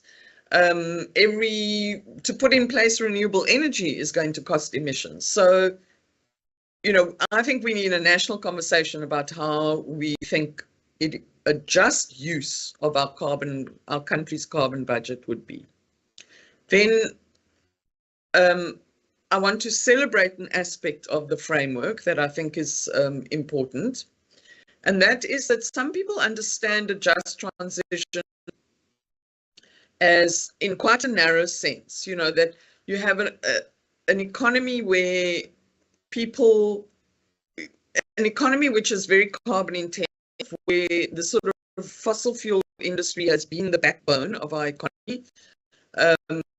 And now as we exit from that, what happens to workers in those industries? And so that is the narrow question of a just transition, is how do we make sure we leave no one behind? And I mean, I'm fully committed to that. I've been there since 2009, shoulder to shoulder with workers grappling with this question. But the Just Transition Framework has taken a more transformatory approach than just that narrow interpretation. And I really celebrate that. So thanks, Galo. Thank you so much, Louise. I think we heard you loud and clear. A lot of good stuff already in the framework. The ambition, the science is there. A broad definition of just transition, which is really important. Welcomed by government, but not a slam dunk. Not a slam dunk, and I think that's quite important. Not yet in law, and that's a big one, of course. The vested interests remain, and I guess the practical implications and the implementation of that is also not yet clear. So it's a foundation. It's a foundation. Now the work begins. The work begins, and I think that's quite important to remember that. Before I move on, I just want to encourage everyone to pop your questions into the Q&A. We'll answer those after the panel, and keep it going, keep it interactive and live. Louise touched on budgets, the money, a little bit. I didn't touch on money, Galo. I didn't touch on money. I spoke about a carbon budget, which is not a money budget. No, but the planning and the budget process for South Africa, which must be dealt with, and that's budget money, public and private money, and there's been lots of discussions recently around a political deal between South Africa and a number of partners in Europe, in the US, about this number of $8.5 billion that's being announced that we're going to be supported as a country to achieve our just transition. And I think that kind of opens the door to multiple questions. What is the role of our partners? What is the role of the public sector? And of course, what is the role of the private sector into this deal, but much more broadly, of course. We all know it's not going to take just $8.5 billion to achieve our transition. So, Terence and Cass, to you, maybe Terence, you can go first. What do you see as the role of the private sector in achieving a just transition, and particularly of, I guess, financial institutions from your perspective? What is your role, of course, at Nedbank, but also as a sector more broadly? How do you see that panning out? And thanks, Gail, and thanks again, Louise, for a good introduction, highlighting some of the parts we should celebrate, other parts that remain a challenge. Gail, I think the private sector has been proven to be a key component of the broader ecosystem of society, notwithstanding the financial services, which I'll talk to right now. Government's primary role, as Louise has highlighted, is to create a conducive policy environment for private sector and other key stakeholders, labor and social and civic society to function. So if we can get policy certainty, the private sector will be more than willing to invest, whether it's this money that's coming from some of the big culprits of carbon emissions in Europe, that $8.5 billion, would need to be invested and perhaps even precipitated through private sector-led initiatives. Those tend to be more efficient and they tend to be more organized and more adaptable than if it was to be pushed through, obviously in partnership with public sector, but private sector tends to be a little bit more efficient and also a little bit more organized when it comes to implementation. Once there's policy certainty, investment will follow. Quickly turning to the financial services. banks as a component of financial services, of course, we've got pension funds, we've got asset managers who also sit on large deposits of capital, have the ability to move capital from where it is currently invested and deployed to where it is most needed. Banks, by their very nature, are movers of capital. So if, as we switch towards a carbon-free or net zero climate path, banks play a critical role because they can direct, structure, and invest money to where it's most needed in renewable energy, embedded energy, clean energy. And it's not without a purpose. So from our perspective as Nedbank, for instance, we can be just a normal bank, take deposits, borrow money, earn interest. However, if you underpin, and as a green bank, we've underpinned our very existence around a purpose towards a climate, a cleaner and a much safer environment for the future. Our very structure has transitioned, and we have structured our lending practices around the purpose which is underpinned by climate change. We recognized, however, and I'll pause after this, we recognize, however, that it has to be a just transition.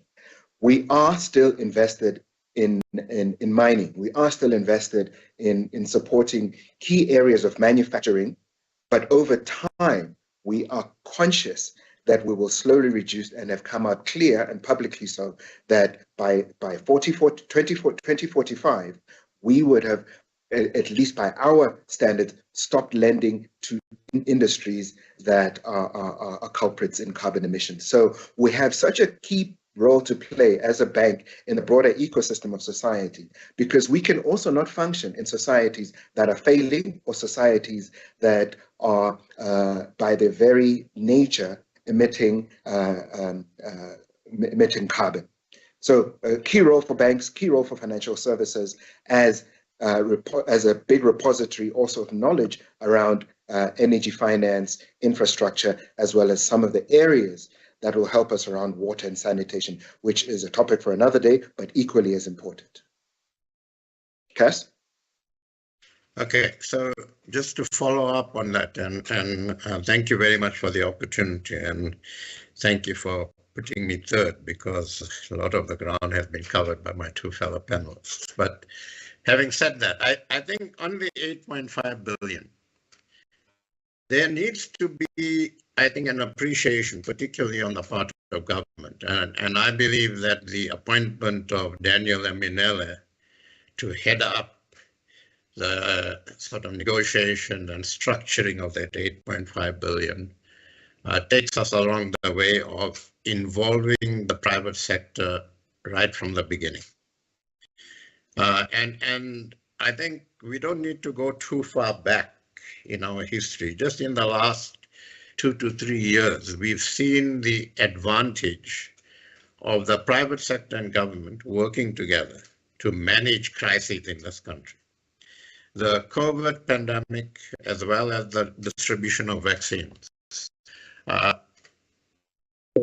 we were able to manage that reasonably well because the private sector, through BUSA in particular, mobilized or created a platform called Business for South Africa, and we mobilized substantial business capacity on a pro bono basis to firstly help manage the pandemic and then to help distribute the vaccines. And that's the sort of lesson we need to apply here.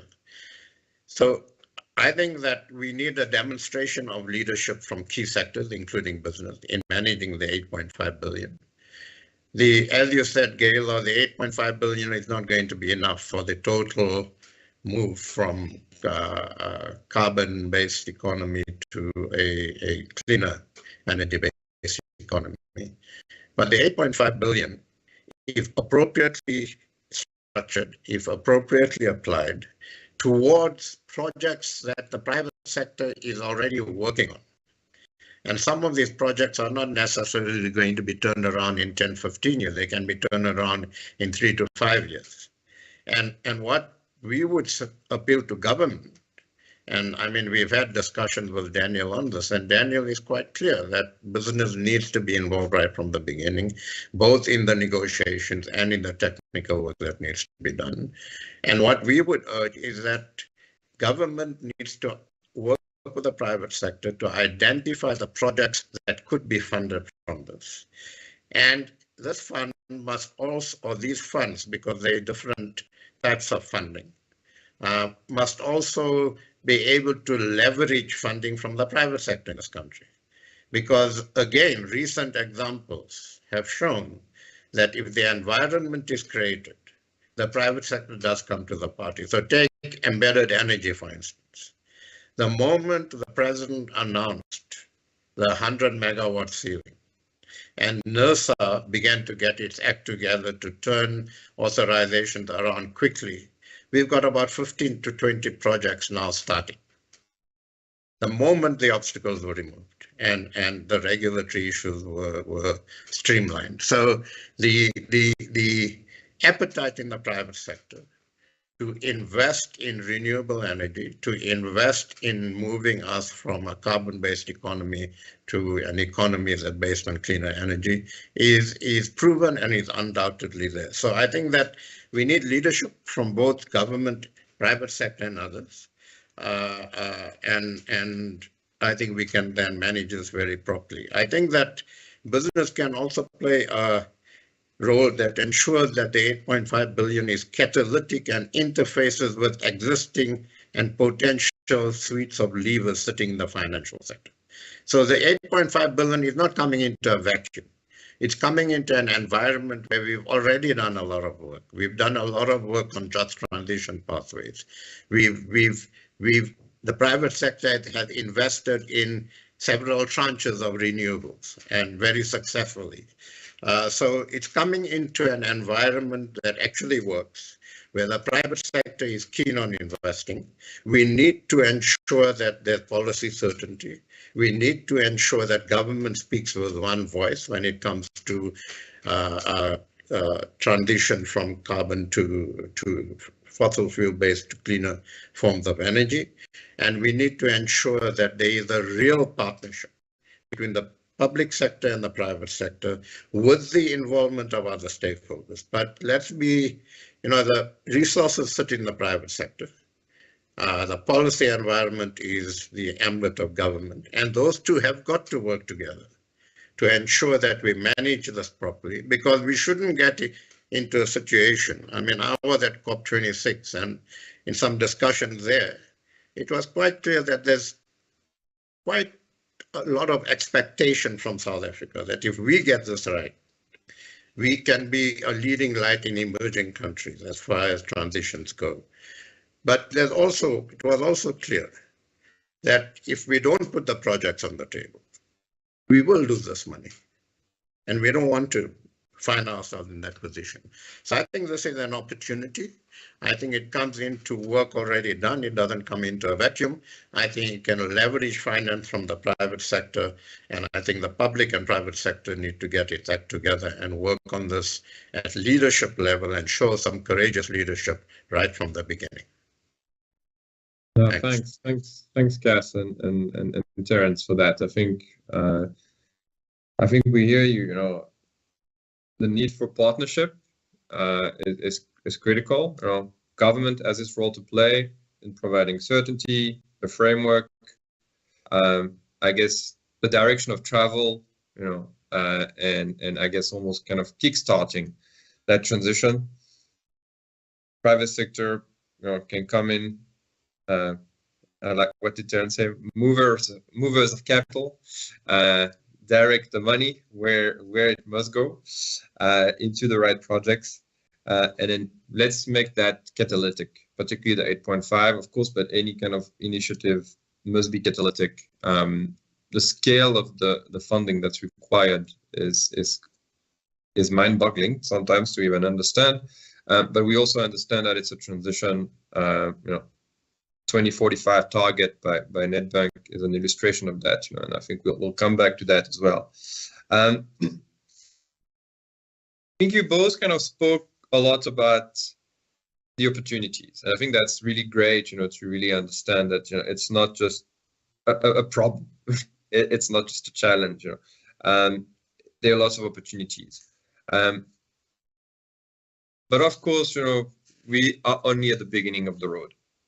South Africa itself, and I guess the rest of the world, particularly emerging markets.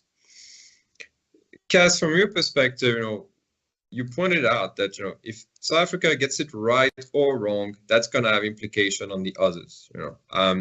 So what are some of those challenges that I think South Africa and other emerging markets have to navigate through this just transition, and how you see South Africa's success effectively having an impact on others? Can you maybe just expand a little bit on that? You started with it, but I think there's a lot more you can share with us. Okay, so firstly, I think we need to, right from the beginning, recognize that responding to climate change is more than just an environmental issue. It's an economic issue. Okay, because if we don't look at it as an economic issue, then we won't be able to manage the downsides, and we won't be able to take advantage of the opportunities it creates. So that's the first point I'd like to make. And so it must build on opportunities, and it must actually address existing inequalities, poverty, and so on. So this then leads to the issue of transition risk and potential to lock ourselves into economically uncompetitive issue and an economically uncompetitive future. So we have to understand that a critical aspect of our ambitious targets and how we actually reach them, of moving from a fossil fuel-based economy to a cleaner energy economy, is the just transition pathway. And I think where we are to a certain extent at an advantage is that we've done a substantial amount of work on this. I mean, NBI, together with the Boston Consulting Group, has done a substantial amount of work on this and continues to do a substantial amount of work. And they've actually detailed actions that would help us mitigate the risk of increased unemployment and actually not taking advantage of the opportunities this presents to actually continue with efforts to put our country onto a sustainable and inclusive growth path. So this has got to be, we can't look at this separately from efforts already underway to attract investment and to put our country onto a sustainable growth path. This has got to facilitate that and enable that and not pull us back from that. Then I think the work we're doing is beginning to demonstrate that we can actually use the transition if we have the appropriate just transition pathways. As labor, business, government, and community, we understand each other's roles, and we understand how partnerships and collaboration can actually enable us to optimize each other's roles. And that, look, let's be also quite clear, compromises are going to have to be made along the way. But we've got to do that within the context of an understanding of what's in the national interest, not in our sectoral interest. And I think that it's that sort of an environment that gives us the opportunity to develop something. The 8.5 billion is obviously a cherry on the top, and we must utilize that properly. The deep capital markets we have in the country, which is very different from many other emerging countries, gives us an advantage as well. And if we pull all of that together within the context of sound leadership from government, particularly in the policy environment, and creating certainty of policy, implementing that and ensuring a single message from government, I think that we can be the example for emerging countries. And I think that's the sort of expectation on us from a lot of people that are involved in the space. Let me stop there. Fantastic. Yes, I think what you kind of started with for me was really so fundamental. Climate change is not only an environmental issue; it actually is a socioeconomic issue that we have to deal with. It's a problem for society and the economy, and that's where it's an opportunity, I think, as well, of course. But we mustn't just see it as an environmental, technical problem that we have to deal with, and I think that's quite important. And that then trickles down to issues of risk, of lock-in, of our economic and social challenges and opportunities that we have to tackle. And it effectively trickles down to the operation of every company, every business, every organization. So on this, Terence, let me turn to you. You've already alluded to Nedbank 2045 targets. What does it mean in concrete terms for a bank like Nedbank to embark on a just transition journey? How does it actually change your operations? What does it mean for an institution like a bank to be really into this just transition journey, supporting it, and actually changing your operations? Maybe you can expand on that a little. So, Gaylor, there is no change to the bank systems. Bank systems have evolved over many years, and we are highly regulated. What it has meant for Nedbank is a change of approach and a change of mindset and a change of purpose. So our existence will now depend on how we fund the future. We recognize the fact that we cannot juxtapose Africa's development with climate change. That would be counterproductive. Hence the just transition, hence the slow movement away from current funding of fossil fuels towards funding cleaner energy. It's not going to be overnight. Hence the timeline that I've responded to. By 2045, we will not be we'll be net zero in funding carbon emitting businesses. And that's a mindset shift more than anything else, and how we present to our clients. To go back to a point that Cass made earlier, when the renewable energy feed-in tariff was agreed and the RIPP program was started, it was a coalescence of finance, private and public sector, really organizing around how we can fast track and stimulate renewable energy projects. And it's gone into phase 5, phase 6, phase 7, and it has worked. So we do have precedent, we do have a blueprint, and we do have some guardrails that can assist us.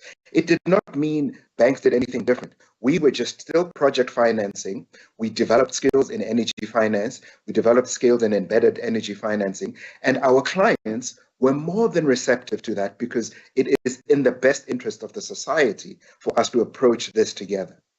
One other point I just wanted to make, which we shouldn't lose sight of, is a point that I believe Louise would have alluded to much earlier. Africa bears the biggest brunt of these sudden climate events, whereas we are the least culprits of the global climate emissions. We have to own our own pathways to a just transition. We cannot be naive to the challenges of poverty, weak systems across the continent, weak in certain areas, legal systems. So in as much as the high income countries are willing, through whether it's 8.5 billion, we need much more, to assist us, we have to be in charge of our own destiny, given the still abundance of natural resources and the time that we need for us to move at our own pace while developing our nations and bringing our people along. We cannot at any point be naive that even the high income countries went through a similar industrialization pattern. The banks played a critical role in that industrialization.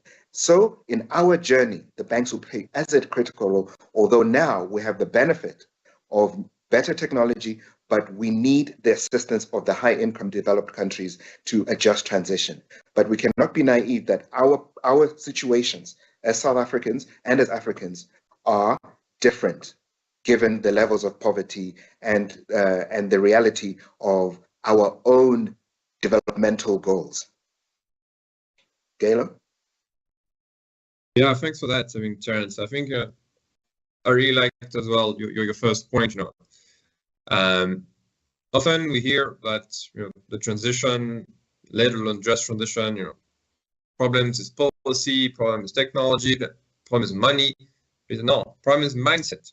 Problem is mindset, and I think changing mindset is a big part of the equation, and part of that is owning our own journey. Do we own Africa's own journey? Are we ready to define that for ourselves? And I think that's quite important. And I think that's valid for all. You all spoke to the need of the transition to address the issues of poverty, inequality, and unemployment, and to make it an actual gain for society and for the people. At the end of the day, it's about people. And that's what it is about, the transition and the just transition itself. And I guess, Louise, if I can get back to you, how do we see this panning out? There's still a lot of resistance to the transition in some parts of the country, particularly from people and communities that rely on the coal value chain in South Africa, for instance, who, if the transition unfolds in an unjust way, are effectively set to lose their jobs and their livelihood. Well, there's a flip side to that if we get it right. How do we bring everyone on? How do we change everyone's mindset? And how do we get everyone to benefit from this transition, particularly at the community level? You spoke in your introduction of vested interest. We know that there will be, if nothing is done, some winners and some losers into the system. How do we prevent that from happening at the community level, and that actually vulnerable people are not the one bearing the brunt of that transition at the end of the day? So I want to pick up on a couple of points that fellow panelists have raised that I thought were important. And the one is this, I spoke earlier about that it's wonderful that our just transition framework takes a transformatory approach, exactly saying that we need to address these triple challenges that the economy faces. And just by the way, I don't know who thinks that climate change is an environmental issue. I've never met one such person. It's very clear that it's a socio-economic issue. So we don't need to keep saying it's not an environmental issue. Nobody ever thought it was. But yeah, so there's this sort of geopolitical dimension of justice as well, which, the two, Dr. Sibiya and Mr. Kovadia were speaking about. So I think that that's an important thread to look at, is the geopolitical dimension. But Mr. Kovadia, you also spoke about the work that's been done by MBI Busa and the Boston Consulting Group on these decarbonization pathways. And, I'm now speaking personally as a commissioner, but this is not a commission position. It's what I'm arguing for in the commission. I think that work is enough, whatever anyone would want to challenge imperfections and so on, it's a good enough guide and roadmap for us to just get going with. And, we'll fix any sort of wrong things along the way. And on the other side, some work done by Galo's organization, TIPS, called the National Employment Vulnerability Assessments and the Sector Job Resilience Plans, which looked at which sectors of the economy are particularly vulnerable in the face of either the biophysical impacts of climate change, which would be agriculture and tourism particularly, or, in the low carbon transition, which sectors are vulnerable. And that's obviously, the coal sector, the whole coal value chain, the liquid fuels value chain, etc. And then they looked at, so how do we then, the sector job resilience stands part, is how do we put in place social protection, reskilling, where do we find other opportunities for workers in those industries to find new livelihoods and new jobs. And as a commissioner, what I think is we need to put those two pieces of work together and start moving on it. But, what I think is missing in this whole conversation, and you have alluded to it a bit, Dr. Sibiya and Mr. Kuvadia, but we are so focused on this anxiety about leaving what we have. For me, if we put the decarbonization pathways of NBI, BUSA, and BCG together with the sector job resilience plans of TIPS, that is getting going on, how we decarbonize the existing. But I think we have to pay much more attention to winding up a new economy, winding up, where are the opportunities for climate smart business models, which may have nothing to do with those decarbonization pathways. They may be completely new kinds of opportunities.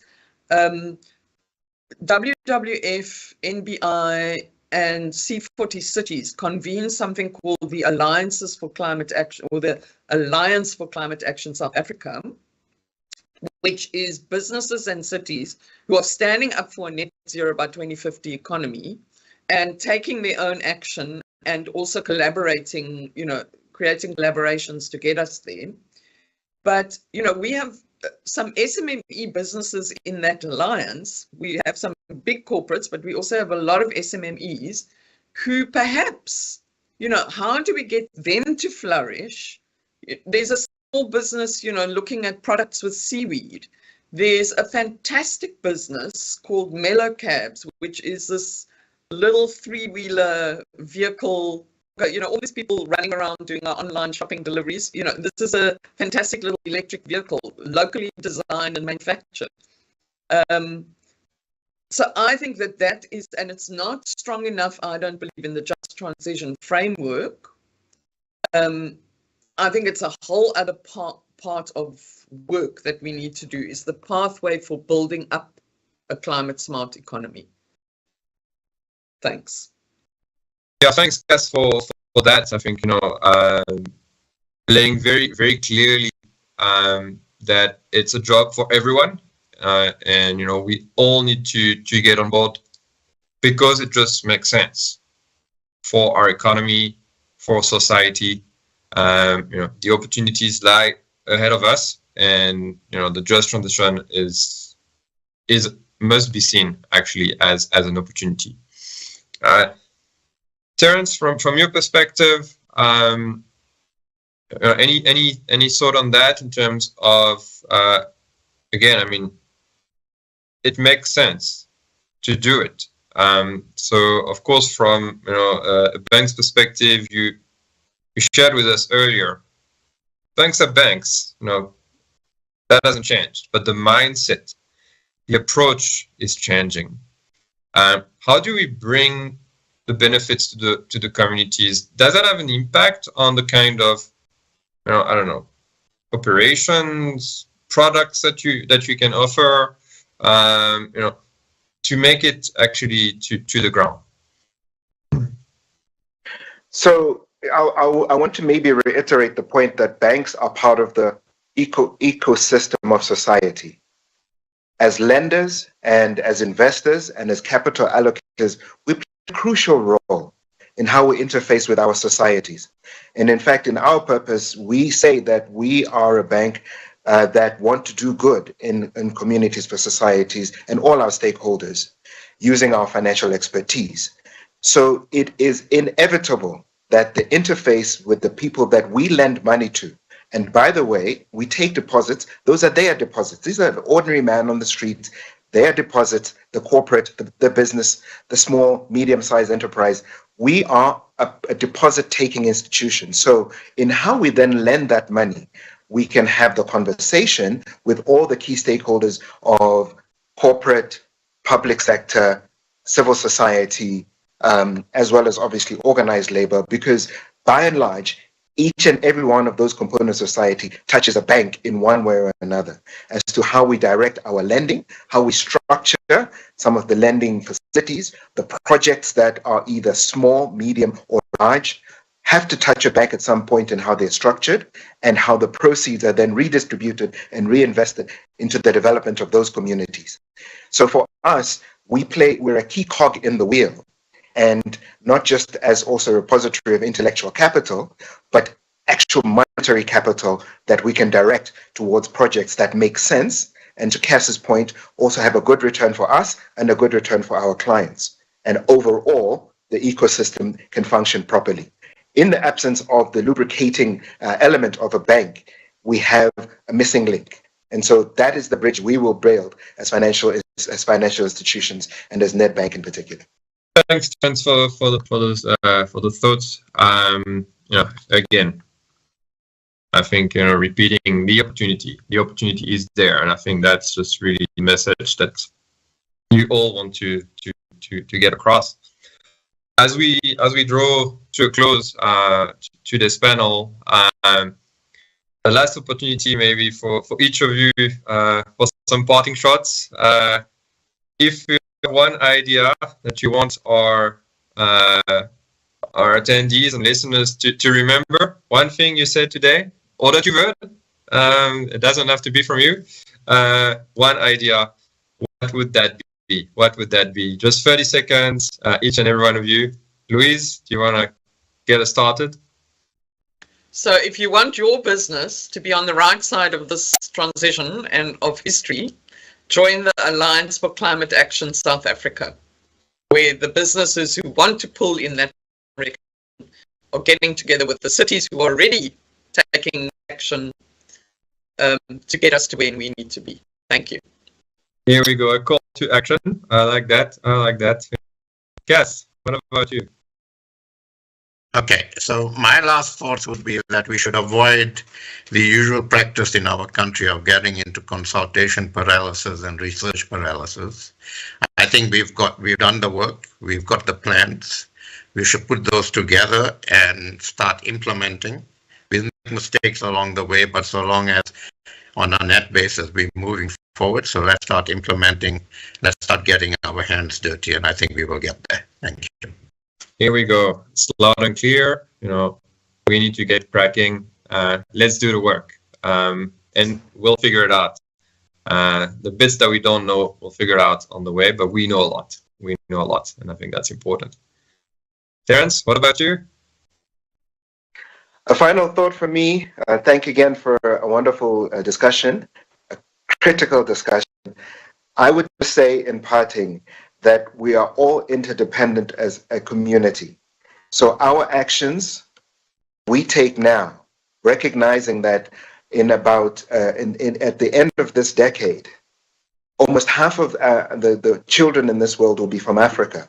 We have a duty now to make sure that what actions we take around our environment and in particular, the overall ecosystem of climate change is done correctly, so that we have a future, these children have a future, and we are proud of what we've achieved. Thank you. Thank you for that, Terence. It's about us, and it's for us. Well, there you have it. That was really a fantastic discussion. That remains for me to thank our three panelists. Thank you so much, Louise, Cass, Terence, for your insights and making it quite lively, clear, crisp, and practical at times as well. So really great. Thank you to all the attendees. Hope you enjoyed it as much as I did. If you have questions, comments, feel free to reach out to our panelists. Keep the conversation going. And until next time, keep well. Thank you, everyone. Thank you. Thank you very much. Cheers. Thank you. Thank you. Bye. Growth is meaningless if today's profits create tomorrow's environmental losses. That's why we're committed to building a continent where progress draws on renewable sources, and why we are leaders in renewable energy projects financed in South Africa. So in this world powered by short-sighted thinking, do you want a bank that talks sustainable growth, or a bank that walks sustainable growth?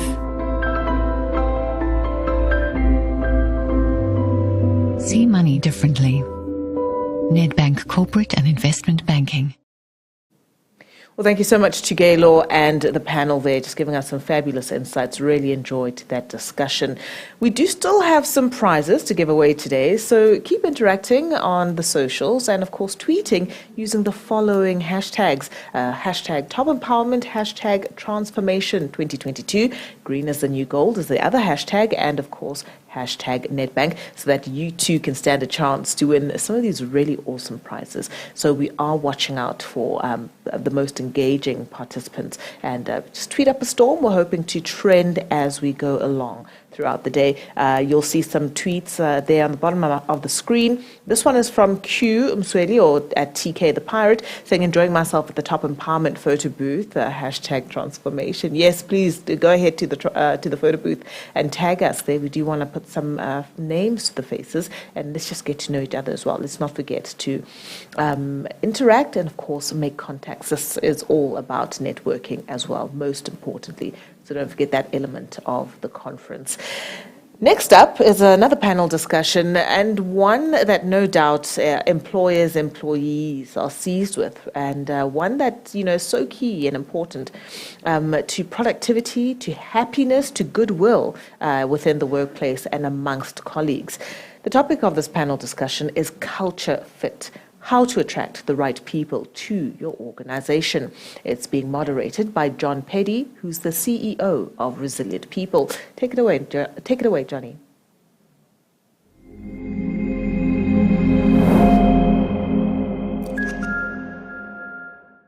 Good day to everyone joining us for another powerful session about transforming the African economy. So in this session, we have wonderful panelists, and we'll be discussing culture fit. And it's really quite interesting in these days. How do we attract and retain the right people in our organizations? Joining us tonight, we have Dr. Mavis Mazura. She has a PhD in psychology, and she's a leadership coach. We also have Nikki Bush, who's a human potential specialist, and she's an expert, she's a business speaker, and she's an author. And then we have Rabi Adatora, who is from MTN Nigeria and based in Nigeria. So without further ado, let's get on with discussing culture fit and how are we attracting the right people into our organizations. So I want to know from any one of you, do you have a perler to start out with? So a nugget of what are really leading organizations doing to attract the right people into their organizations? Great. So let's get started. Dr. Mavis, would you mind kicking us off? So I think for me, my thinking is what is the current need for most people at the moment? And the current need is well-being and psychological safety. Everybody wants to work for an organization where they are cared for. So if you're an organization, you want to attract top talent and retain top talent, make sure that your organization has psychological safety and you do care for your people and take care of their well-being. Beautiful to kickstart on that. And actually, that's one of my favorite topics is psychological safety in teams. And that very big piece of research that was done by Google called Project Aristotle. And that certainly has been world famous for many years now. And I think organizations could learn a lot about conversational turn-taking and ostentatious listening, which were the two outcomes of that research. Let's go on to Nikki, our human potential expert. What were your, from the get-go advice be to attract high talent? Thanks, Joni. I think it's very important, especially in these hybrid times, that companies are helping their leadership to become high-touch leaders. In this hybrid world, we are needing empathy, just, connecting back to what Mavis said about psychological safety. We need empathy, but we don't need to rescue employees. We need to raise them up. We need to build their resilience muscle, help them to build their own resilience muscle. And so I think that we need to understand that people will join our organizations often based on word of mouth. When we sit down with a friend and we have a drink on a Friday, or if you're part of a book club, or if you're part of a cycling club, what do people say? What do people ask? What are the conversations? These are the types of things we speak about. How does our boss treat us? What's the conversation at work? And these are the things that give people clues as to whether or not there might be a culture fit for them should they be looking for a job outside of where they are right now. So word of mouth is still king. It doesn't matter how much you advertise for posts. It doesn't matter how much you do window dressing for your organization. The truth will out. Yes, absolutely. Two very good points, Nikki, around the leadership high touch and obviously the EQ competencies that go with that, and then employer branding, I should say. So, yeah, two great points. Let's go over to you, Robbie. What are your thoughts about it, specifically with the attracting high-performance people? My thoughts are around being deliberate.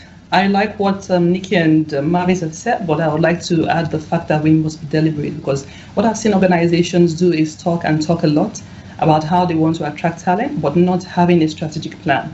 So my recommendation and suggestion is to be deliberate and sit down, take our time to have a plan that is mapped out, clearly identifying what touch points you want to use, how the brand should be built to ensure that we're attracting the best candidates. And for me, it's put actions behind words. We see a lot of companies talking, but no action. So my charge is put the actions behind the words. That's so beautifully articulated. So that deliberate brand building is what employers need to do, is what is our brand of attraction and how do we make sure that we bring the right people in and, of course, thereby have a good culture fit. So Dr. Mavis or Robbie or Nikki, who of you have got a good company example where the deliberate brand building has been done and so they are therefore not suffering the great resignation, they are actually getting really talented people into their business? Anyone got a good example of an organization they've worked with or seen where this deliberate brand building is happening and it's been actioned, as Robbie says? I'd like to comment on Rand Merchant Bank, for example. They are really strong on diversity and inclusion, and they're doing amazingly interesting stuff around that. So creating a very inclusive workplace is part of their strategy, and it's very much out there, not just as an advertisement, but if you actually follow some of their execs on LinkedIn, which is, of course, where top talent is also looking, you'll see the kinds of examples, the kind of projects they're doing around diversity and inclusion from top to bottom, and the kind of thinking that goes behind that. And I think that that's what people are looking for, is what is the narrative? What is the narrative of a company? And it's not just the bottom line. It's not just the balance sheet. It's about how they treat their people. Yeah, but it goes back to your word of mouth you said earlier, Nikki. So they're kind of two sides of the same coin, that branding and then the word of mouth. So as you're sitting around at your book club or you're in your cycling club, people are talking about that brand. Magnificent. Robbie, you work for MTN. So what are you doing deliberately as a strategy to bring the right people in and have an employer brand around that, a value proposition? Okay, I'd like to talk specifically about the advocacy. So we have a two-pronged advocacy approach where we're relying on candidates and also in-house employees to do advocacy for us. We already built a culture. We've spent time building a culture and defining what our values are. So what we try to do is ensure that we have a fantastic candidate experience from when they walk into our office for an interview to how they're waiting, how they're treated, and also the panel. So we've invested so much time coaching managers on how to ensure that candidates have the right experience at the interview setting. And honestly, even when they don't get the jobs, they send us feedback about how they were treated. And I think advocacy is really important on the side of the candidates and also on the side of employees. So we're recently setting up an Instagram page where employees can tell their real life stories. So that's another advocacy approach like Nikki was talking about. So beyond the unstructured advocacy program, we have the structured one where we're teaching employees how to post on Instagram, what to post, what to say, and how to tell their real life stories without being too regimented. So we've started that journey, and I think that's a big piece towards ensuring that our brand value is well positioned externally. Superb. I see Nikki wants to add something there. Yes, Joni, I think Robbie mentioned something very important. She said, how do we treat them even if they don't get the job? How do we communicate with them? And I think that's probably the most common thing I hear in the marketplace when people are looking for a job, that they're applying and they never, ever hear back from an organization.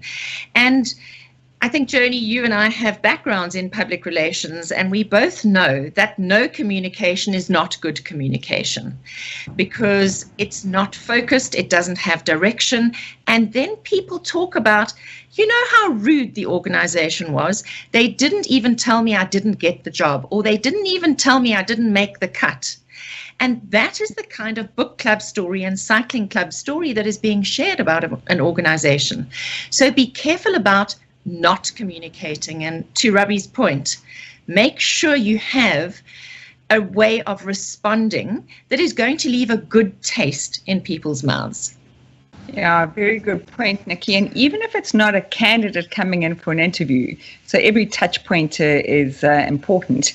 Even if it's people like the four of us who are going into organizations and doing work in organizations, actually, it is, we are brand ambassadors for that organization. And the same stories abound, around our campfires, etc.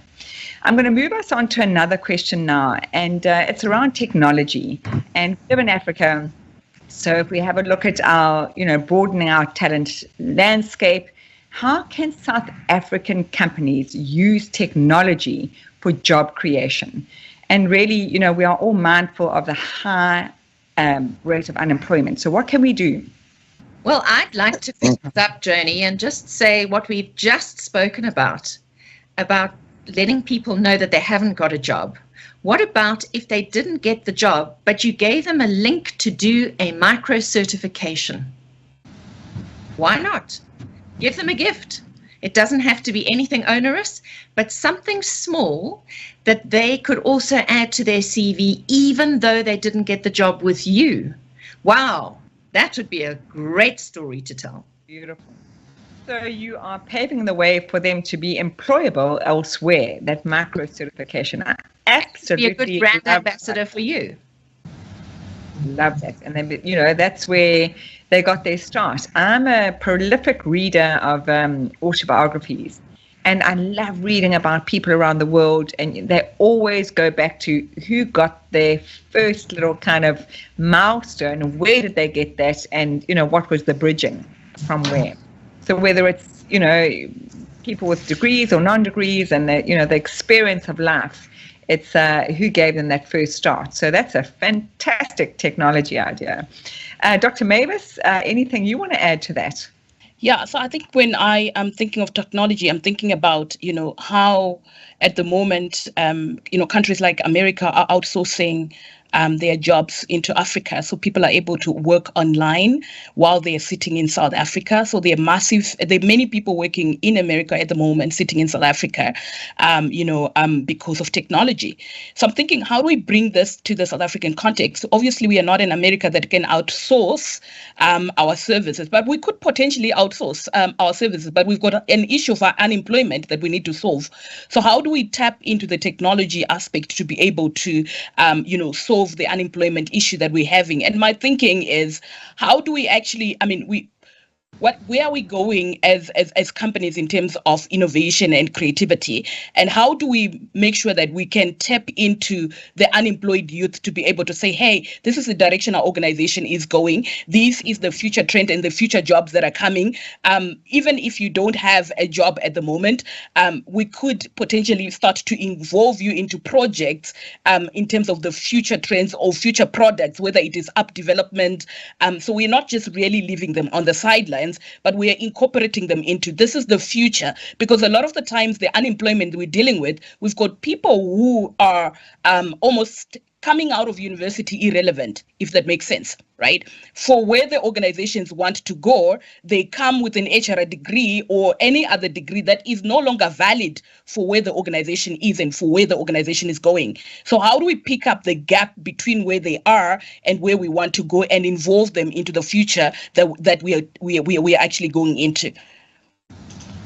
Superb. And there's so many angles to what you've said, Dr. Mavis. So it's really, it could be unemployed, it could be recent graduates. It really is, there are a couple of lanes there. I am working for a company who's an audit firm and a global audit firm, and they're providing audit services now, to your point, in America. And it's wonderful seeing that they have grown 300% since November 2021.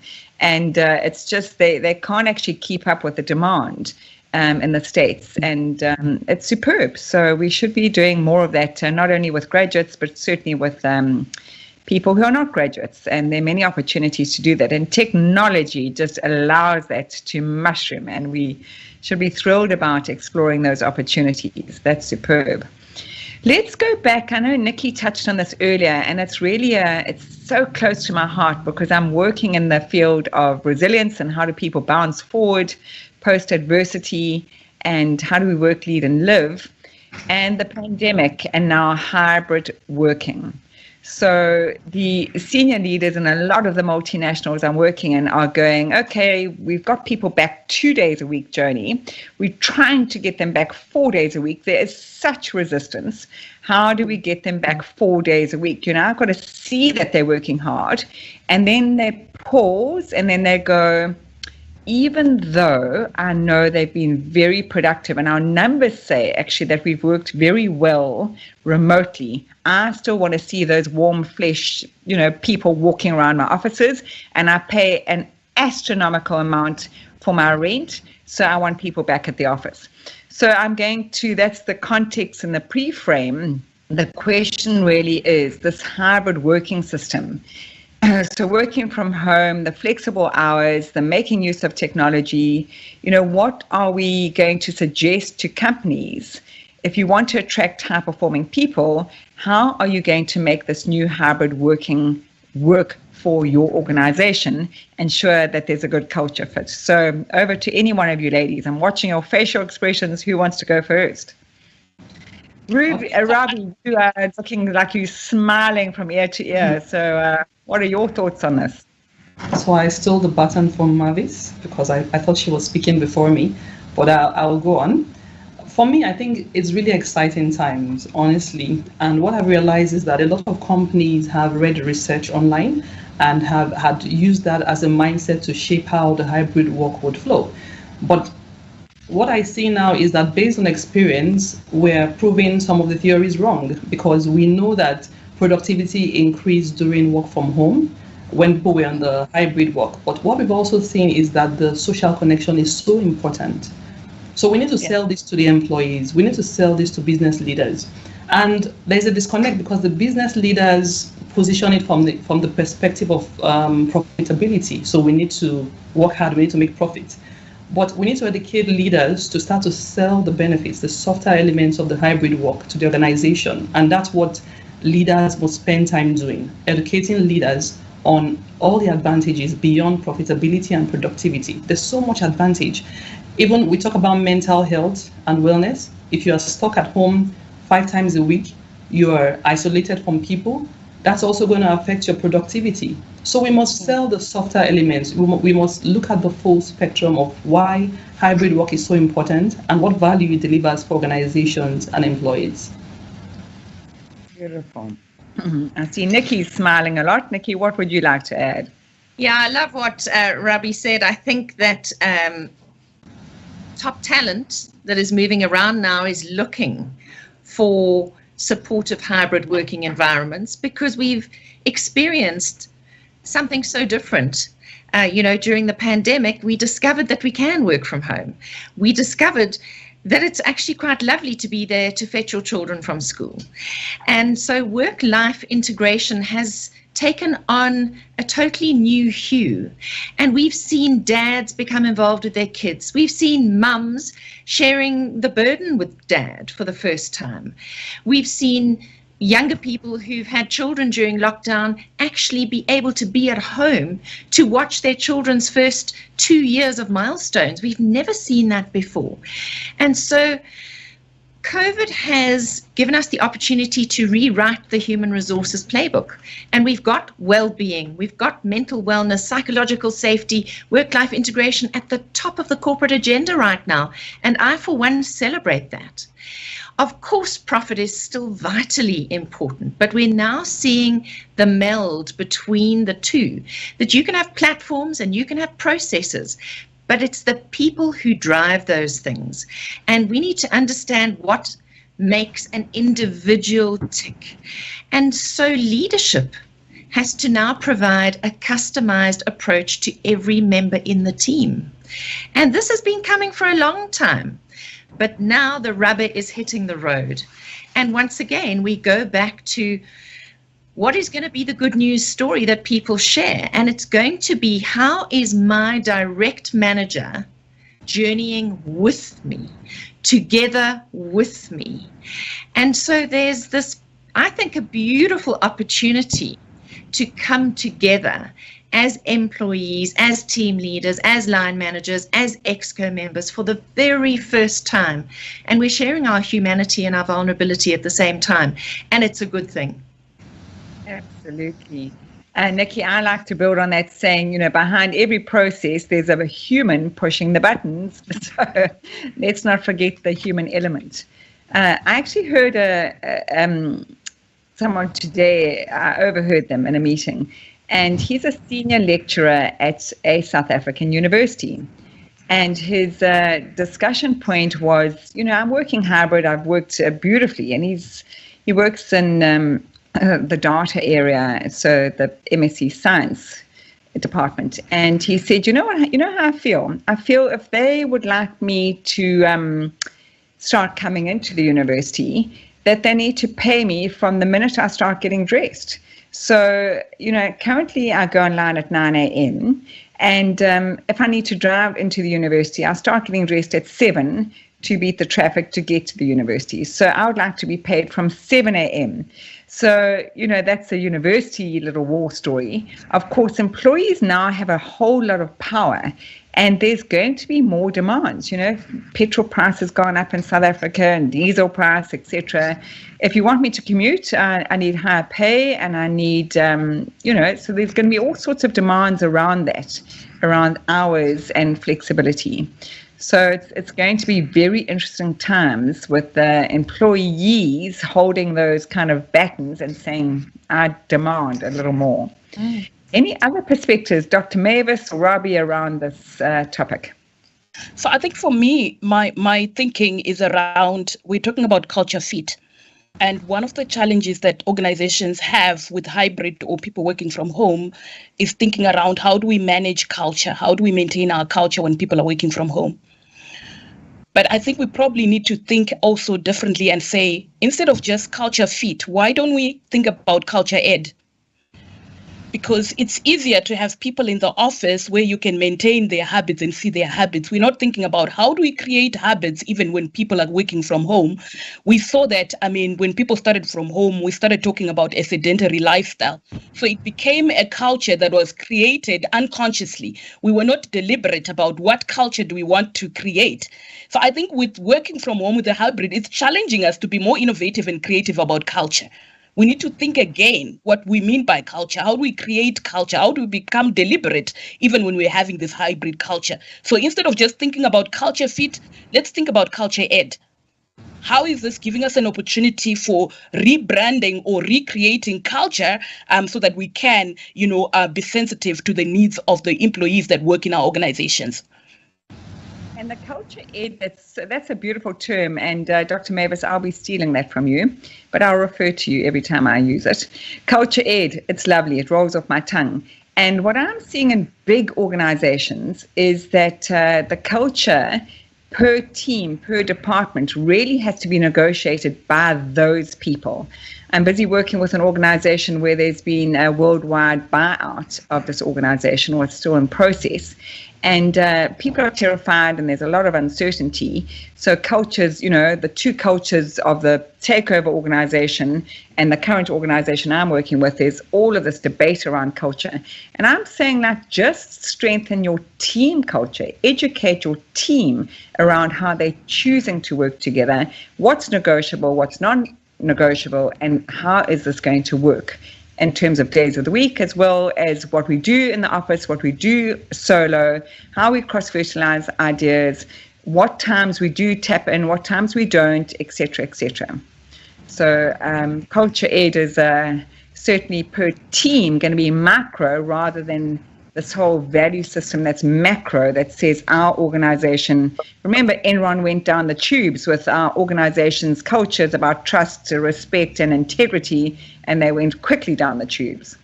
So yes, if I may just chip in something, can I chip in? Please, Robbie, Yeah. Burning on my mind, and I don't want to leave without saying this. We also need to relook the way performance management is done, because it's a thorny issue. We've had line managers and organizations that were used to people seeing them coming into the office, but the whole narrative has changed. So the mindset must change from the business owners, the line managers, and employees to know that performance is not measured through presenteeism, how much you are present, how much I can see you, but is measured relating to output. What have you done? So we must ensure that organizations relook the way performance management is done, ensure that leaders are upskilled on how to properly assess performance without even seeing people, make sure that we're setting SMART goals. Very important to embed this into the HR playbook that Nikki talked about, that we're rewriting the HR playbook, and we must rewrite the way performance management is viewed and assessed in every organization. Beautifully put, Robbie. So really around the deliverables and what those outputs are, as opposed to time-based presenteeism. Absolutely. Jolly good input there. Nikki, I see your hand raised. Were you going to say something? Yes, I'd like to add that I think that the role of a leader and a manager is changing substantially at the moment. And while we are giving talks to staff about how to cope with hybrid, we must ensure that we do the necessary training at very senior levels within an organization. Because we talk about the fact that 95% of employees are disengaged. Also, not 95%, only 15% of employees. Let me say that again. We talk about the fact that only 15% of employees are truly engaged in their jobs worldwide, which is such a shocking statistic. And we keep saying we need more engaged employees, whether they're hybrid or whether they're in the office, it doesn't matter. And the only way to actually get engaged employees is to have engaged leaders. That's where it starts. And it's like with parenting, fix yourself, fix your child. So if you want an engaged team, you've got to be an engaged leader. And an engaged leader today has to have facilitation skills and coaching skills. And those are two of the strings to the bow of being a high touch, effective hybrid leader. And most leaders were not brought up with those skills. So there's a lot of work to be done in sharpening those skills, because those are the kinds of things that will keep your team coming back to your meetings and obviously delivering on what was discussed, because they need to know that you see them. They need to know that you know them, and they need to know that you care for them. So that's the new employee mantra. It's know me, focus me, and care for me. And that is a very different way of leading to doing check boxes. Exactly. Exactly. And Nikki, I would add, and the World Economic Forum, has stated this explicitly, one of the top 10 skills that leaders need is emotional intelligence, which is around how do I see people, recognize them, connect with them. And we know strong leaders also bring joy to the workplace.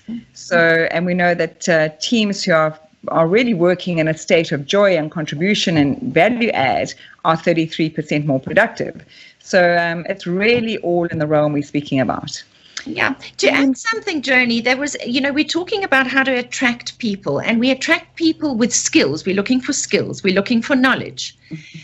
But we need to be able to help those people to turn the skills and the knowledge into a contribution, because a contribution brings a feeling of satisfaction. And I think as human beings, we're all wired to want to contribute to something bigger than ourselves. As a leader, your job is to facilitate that. That's right. So it is all about contribution, and it is a lot about fulfillment. How do I feel satisfied and fulfilled in this team? And, have I collaborated with people that have stretched me? It all goes down to the human behavior basics. We've got another question that it's really kind of summarizing that everything we've discussed to bring this to a close. So any other advice any of you would give to companies where you really want to become more attractive to consumers as well as employees, as well as clients? Okay, Joni, let me attempt to answer that. What I think is that organizations must have a 360 view. A lot of organizations are insular. We're looking at attracting talent and keeping employees happy. But there's the stakeholders, there's the shareholders, there's the customers. And the way the world has evolved, we're hearing the concept of consumerization of talent, which means that employees are now like customers. They're demanding. Everybody wants an individualized experience. So we must have data. Data is going to be key. Data about what is the expectations of our different stakeholder groups, and how can we customize those experiences at different touch points to ensure that whatever we're doing is impactful. So if you look at hybrid work, we tend to be insular and say, what are the advantages for organizations and employees? But there's an advantage to the society. There's an advantage to customers. Because for the customers and for the societies that we operate in, it means that we're better managing our environment in terms of toxicity, fumes and all that. If we have a hybrid work pattern, means that we're burning less fuel, means that the general well-being of employee is being looked after because people have the flexibility to work different schedules and all. So we must always see the 360 view, but we must use data. We must be asking questions and taking the pulse of these different stakeholder groups to ensure that whatever initiatives we are putting in place are impactful and they're not just copy and paste from other organizations. So we must customize, we must ask questions, and we must have a 360 view when we're initiating policies going forward. Beautifully said. It really links in also to what Nikki said about engagement and leaders.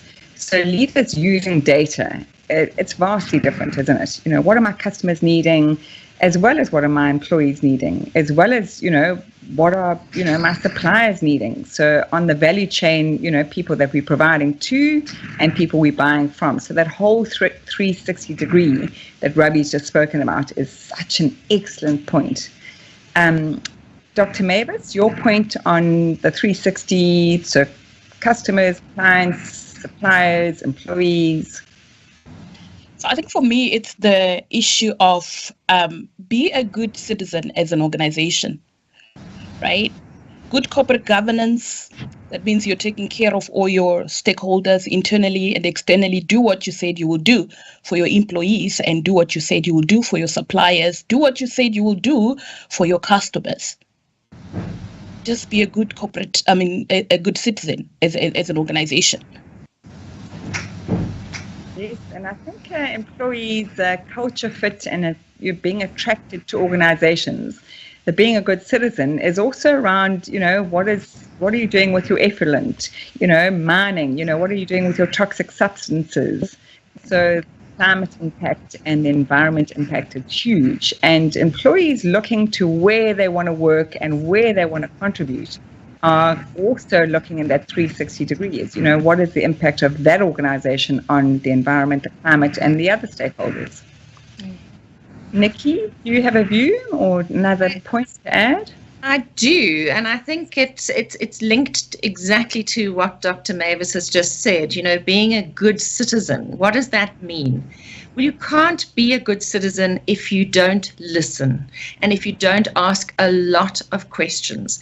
So I think my key closing point is that every organization needs to be curious and be more interested in every stakeholder in the organization. Listen, ask questions, and take action based on what you discover, not what you think you know. And that includes when you are looking for a culture fit with attracting the right people.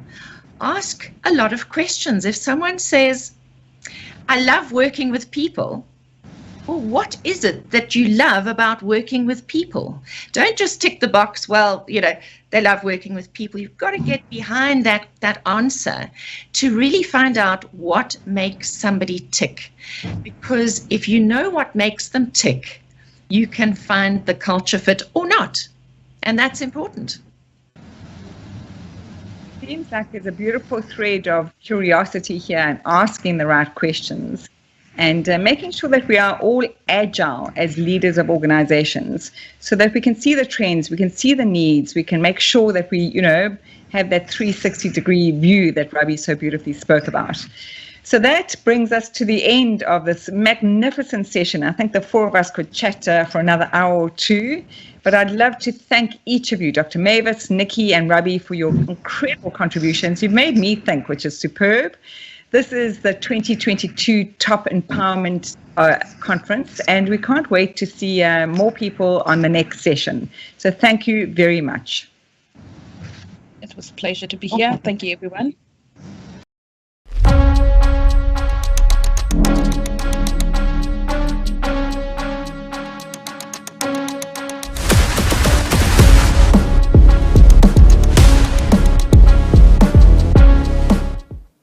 Thanks so much to Joni and her panelists for that rather insightful discussion. Just talking about culture and, of course, a human-centric approach to creating culture within companies. Now, next up on the agenda is a keynote address, the topic of which is the role of higher education in ensuring the employability of graduates. Professor Francis Peterson is a rector and vice-chancellor at the University of the Free State and brings us this address.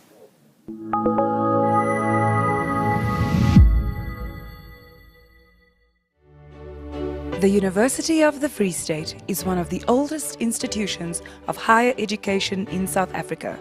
Established in 1904, the institution produces sought-after graduates on 3 campuses in Bloemfontein and QwaQwa in the Eastern Free State.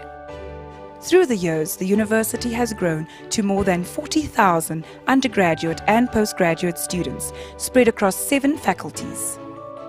The UFS creates opportunities and growth through leading learning and teaching, focused research, and impactful engagement with society.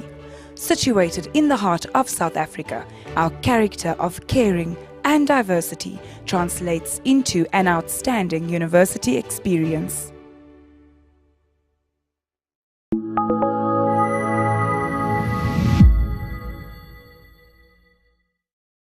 So good afternoon.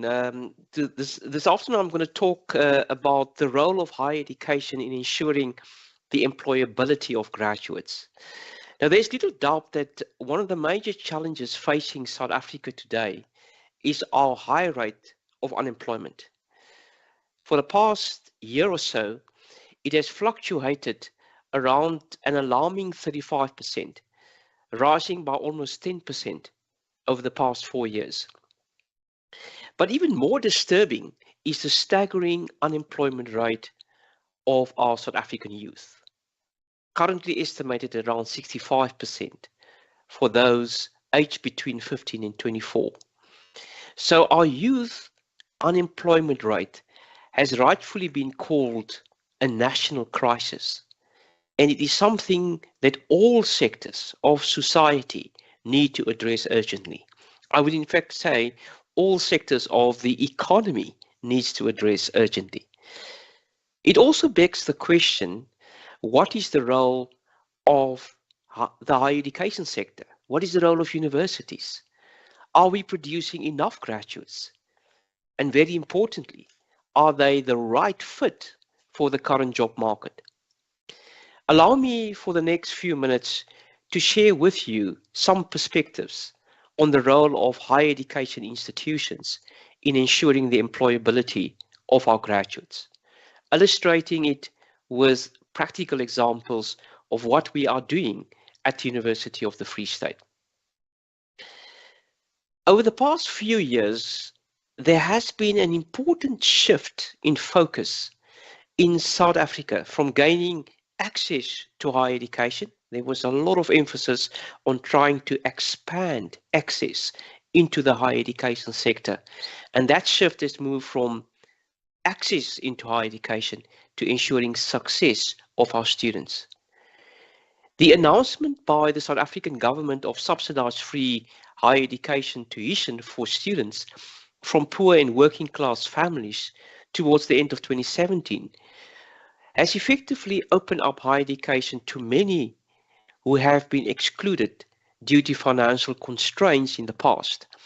This, of course, places a huge additional burden on the government fiscus.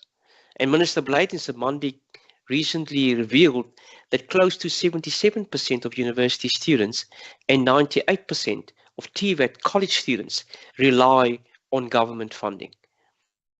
And we need to tackle this challenge. And in fact, I'm currently the deputy chair of a ministerial task team that look to see to what extent we can come up with a sustainable funding model for the post-school system and really addressing this particular challenge. To minimize the impact of this burden, it's essential that students complete their studies successfully and get their degrees within the minimum prescribed time. And to achieve this, we at the University of the Free State, like I would say most other universities, have various holistic student support initiatives in place. It starts with taking care of the most basic needs. At the University of the Free State, for instance, research we conducted a few years ago revealed that close to 60% of our students suffered from food insecurity. We subsequently implemented the No Student Hungry Bursary program that not only gives students access to one balanced meal a day, but also takes care of their psychosocial needs and allows them to pay back to society by getting involved in community projects. So support to students obviously also comes in the form of academic assistance, which includes intensive tutorials as well as language and literacy development. We also use academic advising to ensure that students' career aspirations line up with their study fields. Students are briefed about the world of work, about sectors that they are experiencing a skill shortage, as well as the areas where there's an oversupply of job-seeking graduates. And it's not often easy to find that what I would call the supply-demand balance, because there are cycles in your different job disciplines that one also have to take into account. It is vital that we not only take care of students' academic needs, but regard it holistically and address their mental health needs as well. So many of the young people on our campuses are really grappling with stress-inducing social, emotional, and economic issues. A large percentage of them are first-generation students. In other words, the first in their families to study at a tertiary institution, which means that they often carry the burden of an entire household's expectation of being lifted out of poverty. At the University of the Free State, we have professional counselors who assist with individual or group therapy as needed, and will also present regular workshops on topics such as time management, relationship issues, self-care, and many others. We have also found that our various peer mentorship programs help students to find their feet in what can be an intimidating environment as they navigate the transition from secondary to tertiary tuition. So all of these initiatives and programs help us to ensure that our students are successful in their studies so that they can enter the job market and start contributing towards the economy. Allow me to focus for a moment on our primary and secondary education in South Africa, an issue I believe some of our previous speakers have raised in their presentations. It is common knowledge that our school system is in dire straits and that there are far too many underperforming schools all over our country. I believe it is vital that institutions of higher learning, driven by our society-focused mandate, increasingly reach out to and support those schools that supply us with our students. At the University of the Free State, we have various programs to assist schools in our region, such as the Science for Future initiative, whereby teachers, learners, and parents are exposed to creative ways of transforming basic scientific and mathematical knowledge. We believe in forming partnership with what I probably would call in inverted commas struggling schools, providing training and mentorship to teachers and principals according to the various needs they express. We also use technology effectively to ensure a wider reach to schools, as with our project, which we called our Internet Broadcast Project, where lessons in certain key subjects are broadcast from our South Campus, and that's one of our campuses in Bloemfontein, to around 71,000 learners in more than 80 different schools every week. There's a consensus that these initiatives have been instrumental in the Free State sustain excellent matric results. The province recorded the matric pass, I think it was a pass rate of close to 85.7% last year, making it the top achieving province. And I must add, it's actually for the third year in a row. And I believe that the Internet Broadcast Project has had a massive contribution, in fact, towards that matric pass rate. So when it comes to the use of technology, as with the Internet Broadcast Project, I must mention it has become essential that institutions of higher learning incorporate the latest advancement in technology, not only as part of our curricula, but also in our teaching and our learning practices.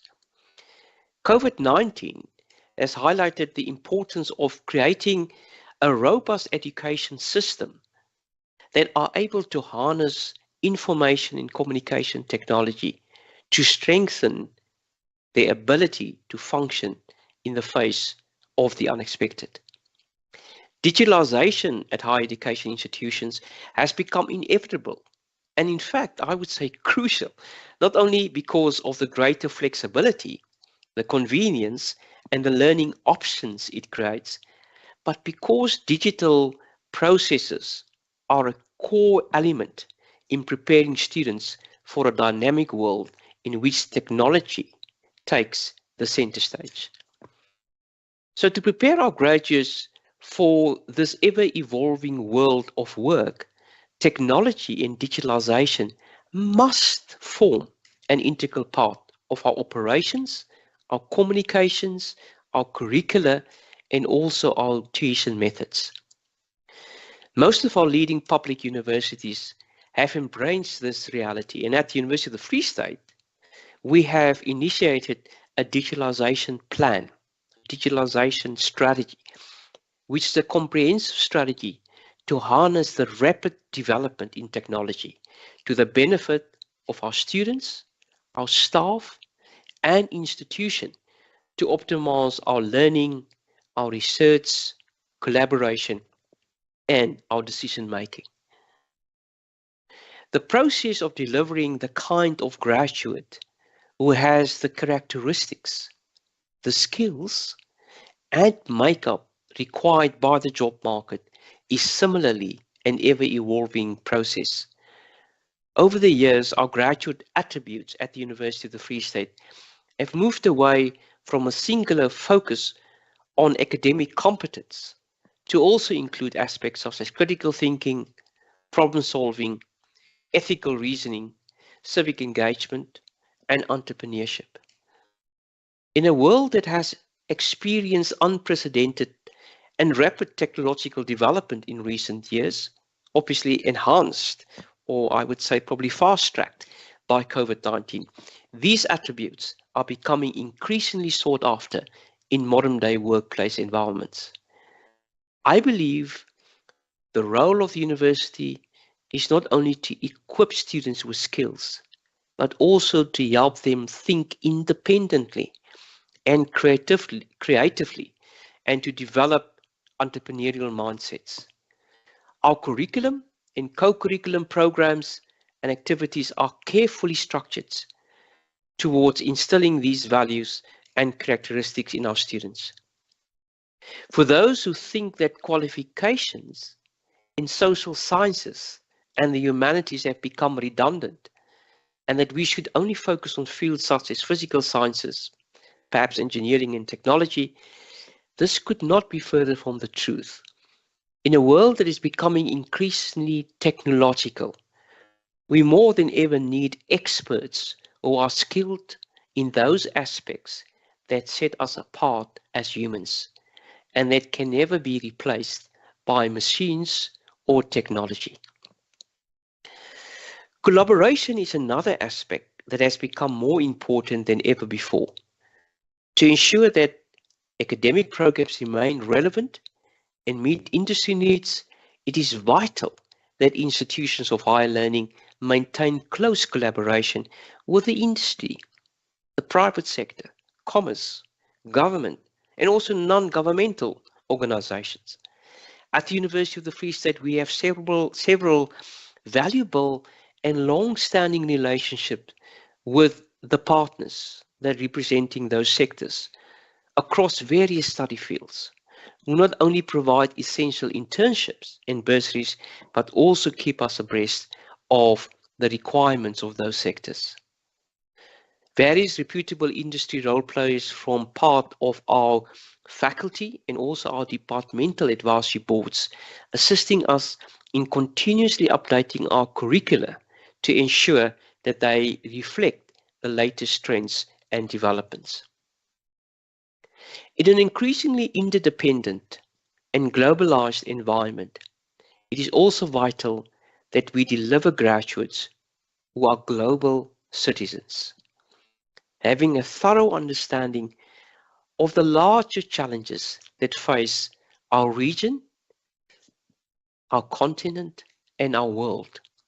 Challenges such as poverty, sustainable development, climate change, social justice, food insecurity, the energy crisis that we talked about. As institutions of higher learning, our aim is to inspire a vision that transcends the here and now. We are cultivating a next generation of leaders. We need to equip them with the skills they need to navigate towards a fairer, a safer, and a sustainable world. Employability should therefore involve more than individuals' entry into the workplace or contributions to human capital and economic growth. It should actually also encompass public values, such as concerns about social justice, inequality, and poverty reduction. In short, we should produce good employees, good thinkers, but also good global citizens. At the University of Free State, like most other higher education institutions, our teaching and learning, social engagement, and research activities are framed by the United Nations Development Goals. Earmark initiatives such as the University of the Free State Student Success Skills Module, a compulsory model for students from all study fields. In fact, that's a foundation model that all first years need to do. They need to enroll at the University of the Free State, and they would not be able to obtain their degree if they haven't attended and passed that module. And that modules are designed to equip students with skills and knowledge around entrepreneurship and citizenship, working towards ensuring employability from their first year. Against this background of higher education institutions enhancing the employability of our graduates, let me turn for a few final moments to what still needs to be addressed. Because the quality, employability, and relevance of our graduates are of little use to our country if they are not absorbed into the national economy. And this is where other sectors of society must join forces, must stake hands with our education to progressively start chipping away at the huge obstacle of unemployment. As universities, we can use skills and knowledge to research and advise, but it's up to government to implement policies that will attract investment. And it's up to the other sectors of the economy, together with higher education institutions, to create opportunities for students and graduates to gain relevant work experience they desperately need. Yes, there is valuable existing collaboration, as I pointed out earlier, but this needs to intensify and it needs to expand exponentially in order to address our national crisis of youth unemployment effectively. Ultimately, what we need is rapid economic growth, and this in turn requires a concerted, dedicated effort from all sectors of society. Unemployment, like other current challenges, is a complex issue that requires a multi-sectoral, multidisciplinary approach in order to co-create workable and sustainable solutions. Higher education institutions are ready to play their part, and we look forward to the collaborating with the industry, private sector, the commerce, government, and stakeholders in new and innovative ways, taking our country, our region, and our world forward. I thank you.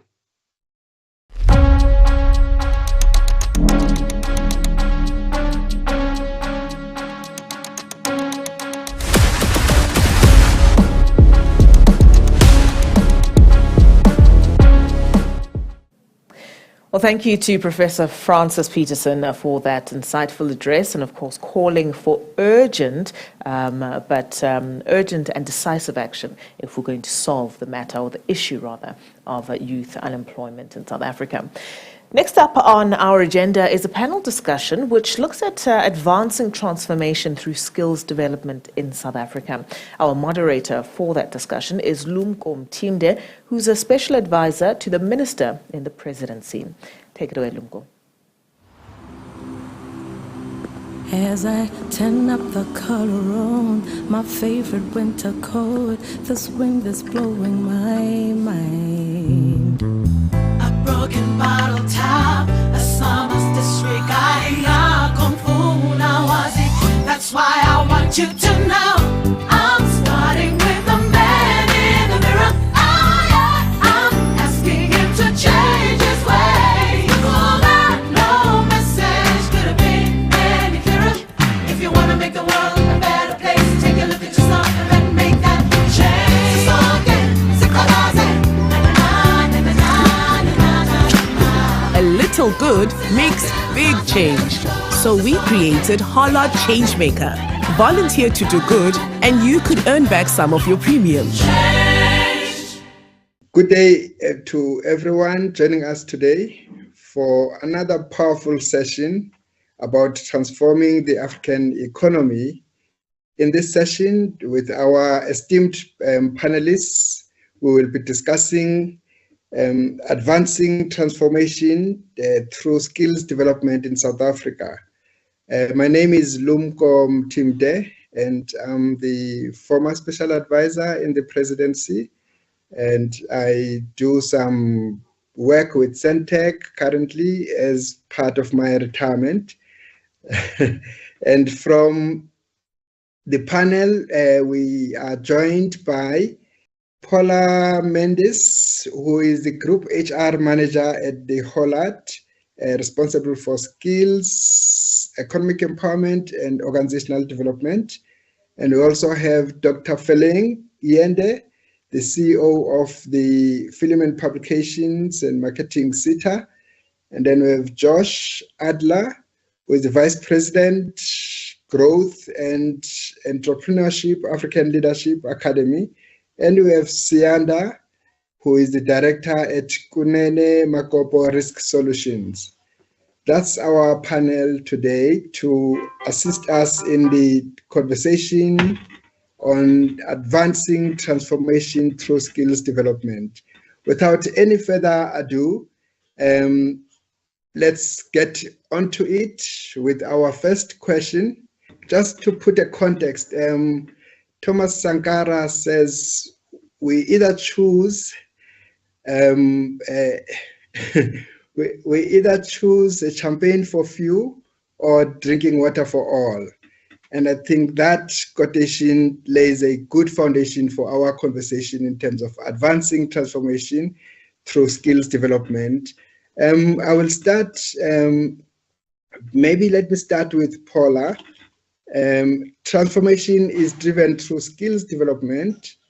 What changes would the South African economy experience if skills development were to become more of priority amongst organizations, corporations, and government? Thank you, Lumko. Sure. The best way I could summarize this is that skills development plays such a critical role in ensuring that there's economic growth in the country and in ensuring that there is greater participation in the economy by people that would otherwise be excluded from it. Skills development is essential in ensuring that we have a more skilled workforce. When you have a more skilled workforce, you have improved performance in the workplace. Improved performance is increased productivity and competitiveness, and this could even be on a global stage. Imagine if South Africa could be a skills hub for the rest of the world. We certainly have the potential and ability to do so. And skills development is essential not only in ensuring economic growth in the present, but to take us forward into the future and ensure sustainable economic growth. Thanks, Paula. Dr. Ende, you specialize in this mandate. That's the mandate of your SITA. Maybe you'd also want to have a take on this question. So thank you very much. I think Paula has actually touched on what I think are key concepts that make skills development an absolute priority in the country. As CITES, we believe that for companies to have competent staff, for companies and business to realize higher productivity, for companies to realize growth and sustainability, and therefore the country as a whole realizing the economic growth, skills development is the backbone, okay?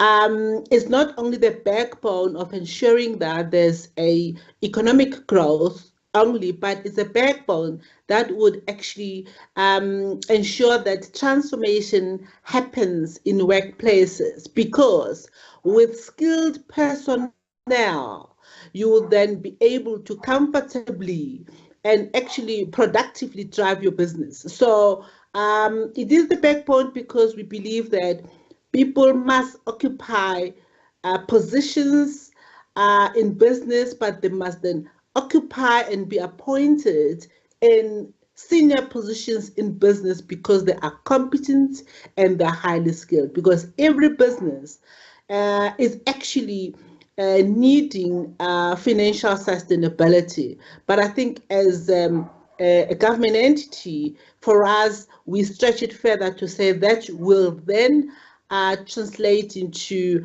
the country's economic growth. So definitely, absolutely critical skills as an enabler in driving economic sustainability and development. Thank you very much. Thank you, Feleng. I think, Sianda, you may, as a practitioner, lead us in this question. What do you think is one aspect that is hindering skills development programs in our country? There's a multitude of aspects that I can say is hindering skills development. However, I'll take it from a business point of view because that's what I do almost every day. In business, you are more driven by sales, growth, cutting down costs, etc. And what then that does is, when you look at skills development from a business point of view, it becomes a time-consuming or an engagement that actually costs some money. So it becomes very difficult to reprioritize everything to do that. However, the irony, going back to the first question that Dr. Feleng and Paula answered, the irony is that you actually need the skills development in order to improve on the business, improve on the economies, because where you actually have resources that are capable, they are able to make decisions. They are able to come up with solutions because they can understand a problem that a business is facing, and then they are able to implement something that then works for the business and ultimately for the economy. So the hindrance could be maybe being a little bit short-sighted and looking into the day-to-day issues, because when you start with skills development in a business, you don't see the results now.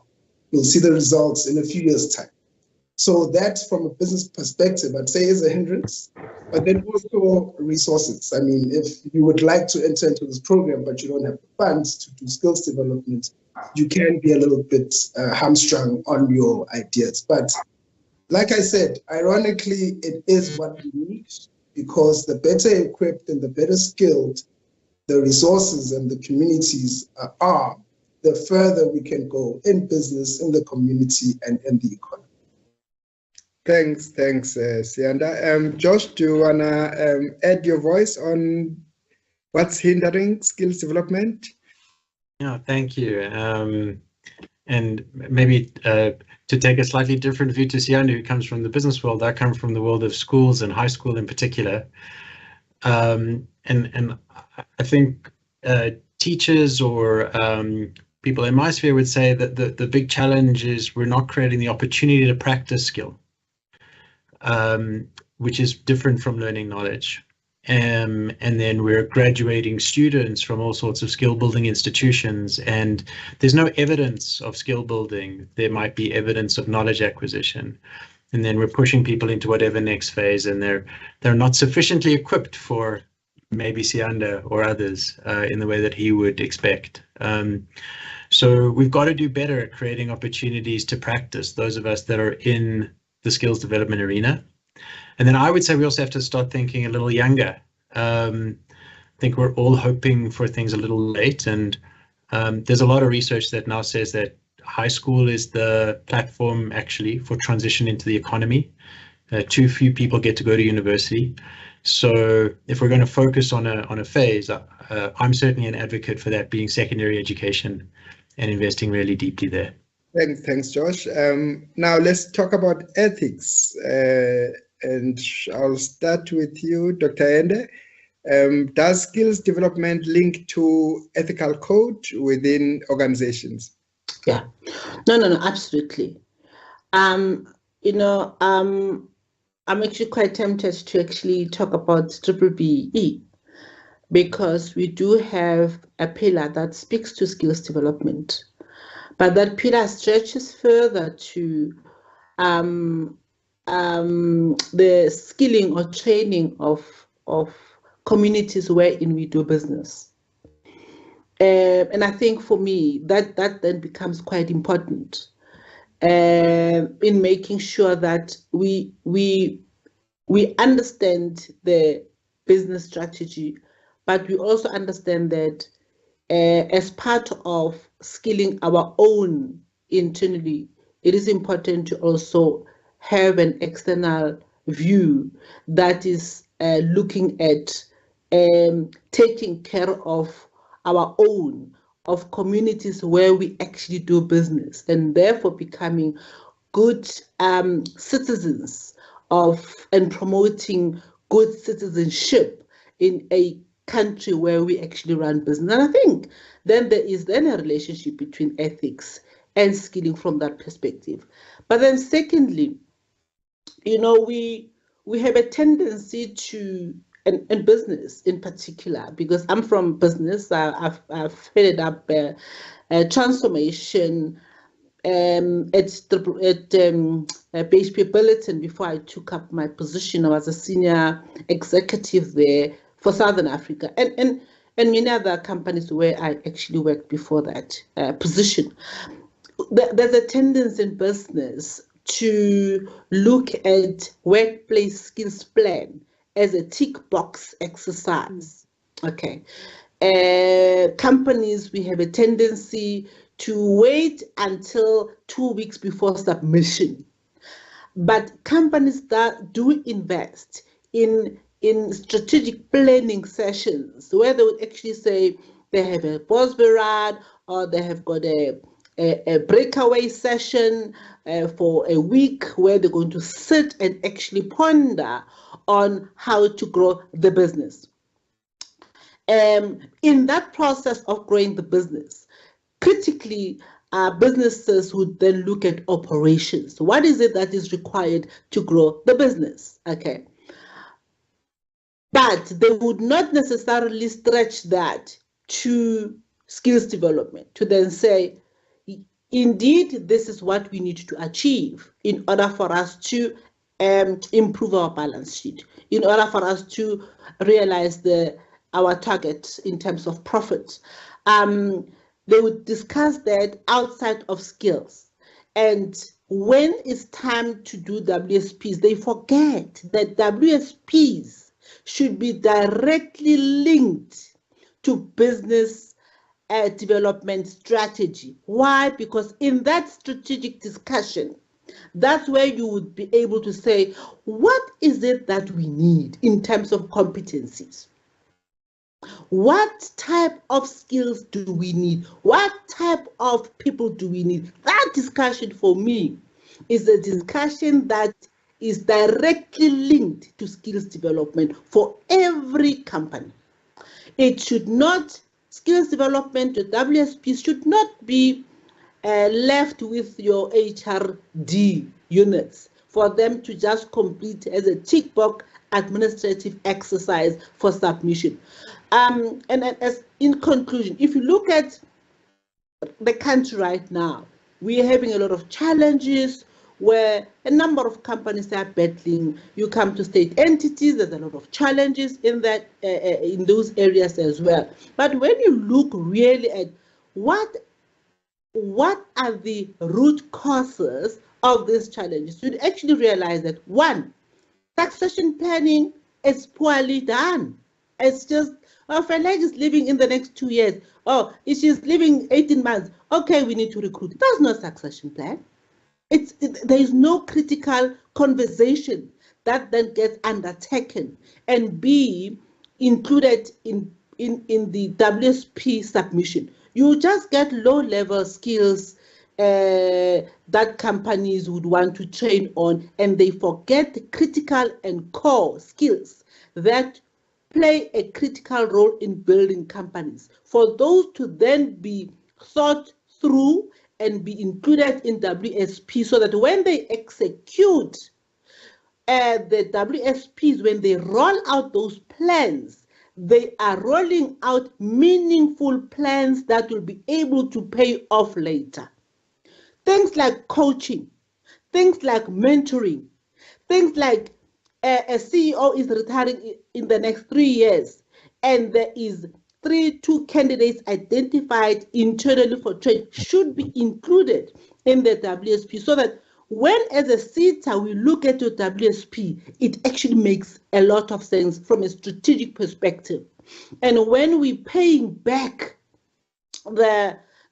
because what we do is we have got the mandatory grant that we pay back to business, where we say, business, look at what is core, look at what is absolutely necessary to can grow the company from a skills development plan and train those people, but here are the funds for you to do that.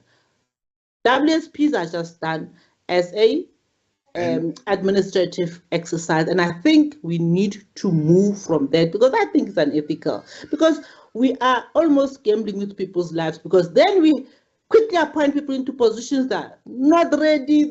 There's a lot of frustration and business collapse. So I'm going to leave it at that it is important for us to think through the execution of government policies, because policies honestly are there and they're actually very good.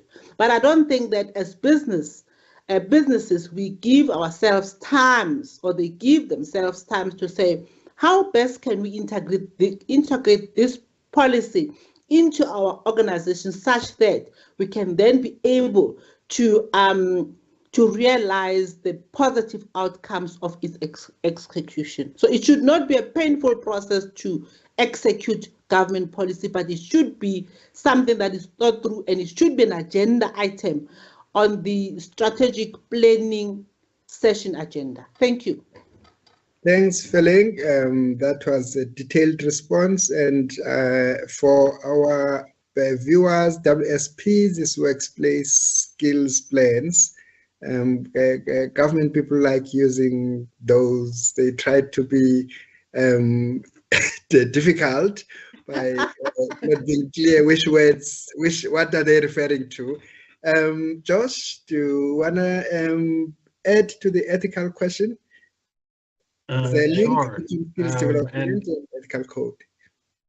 Thank you. And thank you for that, Feling. I learned a lot through that response. I appreciated the Sankara reference earlier. Our students would.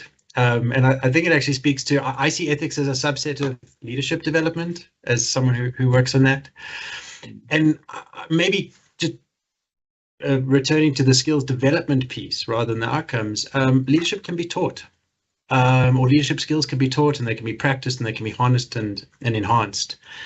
And so therefore they're deeply linked, and I think the outcomes around how we practice this can be improved. And again, I would just really encourage everyone who's in the skill development space to create time for leadership development, where you can actually have the space to think about ethics and interrogate how you might react in different situations. Just like Feling mentioned, there's clearly some practice that's poorer than it could be and less well planned, and essentially these are leadership issues. So I would certainly support that. And I think that the last thing I'd say from an African Leadership Academy perspective is we have wonderful examples of excellent ethics and ethical leadership across the continent, upon which or from which young people in South Africa particularly can draw. And I hope that becomes part and parcel of all our leadership development curricula. We shouldn't always be looking overseas and other places for examples of what to do. We have plenty of examples right here. Thanks. I suppose, Paula, you could take it from there with some examples of skills development strategies that your company, Hallot, has recently put in place. Absolutely, I can, and we've actually done a lot. And if I may start with programs for early career development, which includes programs targeted at unemployed youth. This is part of our broader talent management strategy in terms of creating a pipeline into our organization. And in these programs, we run learnerships and internships. Our learnerships for unemployed youth are obviously related to insurance and more what we call future skills related in terms of developing analytical and software technological skills and bringing those into the organization. But we've gone wider than this, and we've even implemented a skills development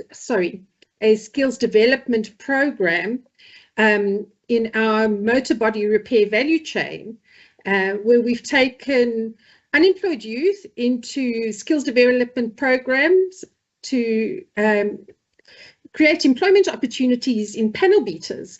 And I'm thrilled that a significant number of these youth are women, and which I think is just incredible and amazing. You know, we partner with youth development agencies to recruit these unemployed young people. And we do that because we want to specifically target youth that would otherwise be excluded from the formal economy. So we want to make a difference in that young person's life and the communities that they come from. Wider than that, we also contribute to the ICUSASA student financial aid program, sponsoring students who are going into occupations that are in high demand, such as engineers, actuaries, medical doctors, and so on. And if we bring that closer to home, we actually run a program for children of Hollardites. That's what we call our employees at Hollard. They are Hollardites. We offer bursaries for tertiary studies for Hollardites who are in entry-level roles to help kickstart their children's careers and also ease the financial burden in their households. And that's just on the kind of unemployed youth side of things. Then we encourage each and every single Hollardite to continue developing their professional careers and to continue their development. And we offer a wide range of programs and methods whereby they can do that. It could be through bursaries for continued formal studies, and we sponsor our employees right up to postgraduate degrees and diplomas. Wow. We have coaching and mentorship programs in place. We offer training, workshops. We even have a digital platform that allows Hollard employees from right across the country to learn as and when they like and at their own pace. So we try and cater for all the needs. Dr. Yende was referring to, you know, strategic thinking around and planning around skills development, and we try and make our offering as wide and as possible to cater for all the different skills, priorities that we actually need to develop to take us into the future. We run leadership development programs from people who are new managers right through to senior leadership. And the one program that I think we've run very, very well at Hollard is it's called Lead Hership. It's a leadership development program for women that focuses on bridging the gender equality gap through focused development of female talent in our organization. And we, in addition to that, we also run, again, Dr. Yende referred to, you know, what do we do for our communities? And that we offer a program called Streetwise Finance, where we educate our consumers and the communities that we serve on financial literacy, how to better manage your money, and hopefully engender a culture of saving as well. Yes. Okay. Thanks, Paula. And yeah, Yanda, would you want to share a few examples? Not as many as Paula. So we do take skills development quite seriously in our company for a few reasons. One of the reasons is in our industry, especially the type of insurance we do, we deal with more corporate clients, we deal with reinsurance and that kind of business, and we deal with the group schemes. So it actually requires a little bit of understanding of insurance, policy wording, legal stuff, and so forth, and administrating all of that. So what we found it's very difficult to come across these skills in this industry. So if you're looking for those skills, it's very difficult to find them just available. They're usually working somewhere else, and to get them, they'll cost a lot of money. So it goes back to what Dr. Feleng was saying. We had to look at projecting where we want to be as a company, and part of that definitely came with skills development. That's the first part. The second part is we are obviously also quite passionate about it because we came into an industry where there's a few players concentrated, and we realized that we actually need more participation in this industry. So we do enter programs similar to Hollard with Insurance SETA, because that's the SETA for insurance.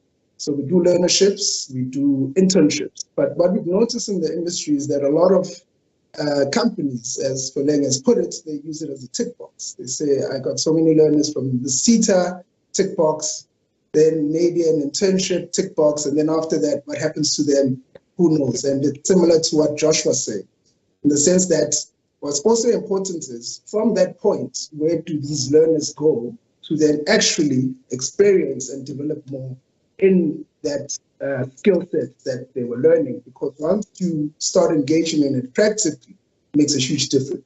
So we always make a decision that whenever we enter and look at a WSP and we engage, and in SETA, for example, we don't look at it to say how many numbers can we get. We look at it and say how many jobs do we want to create?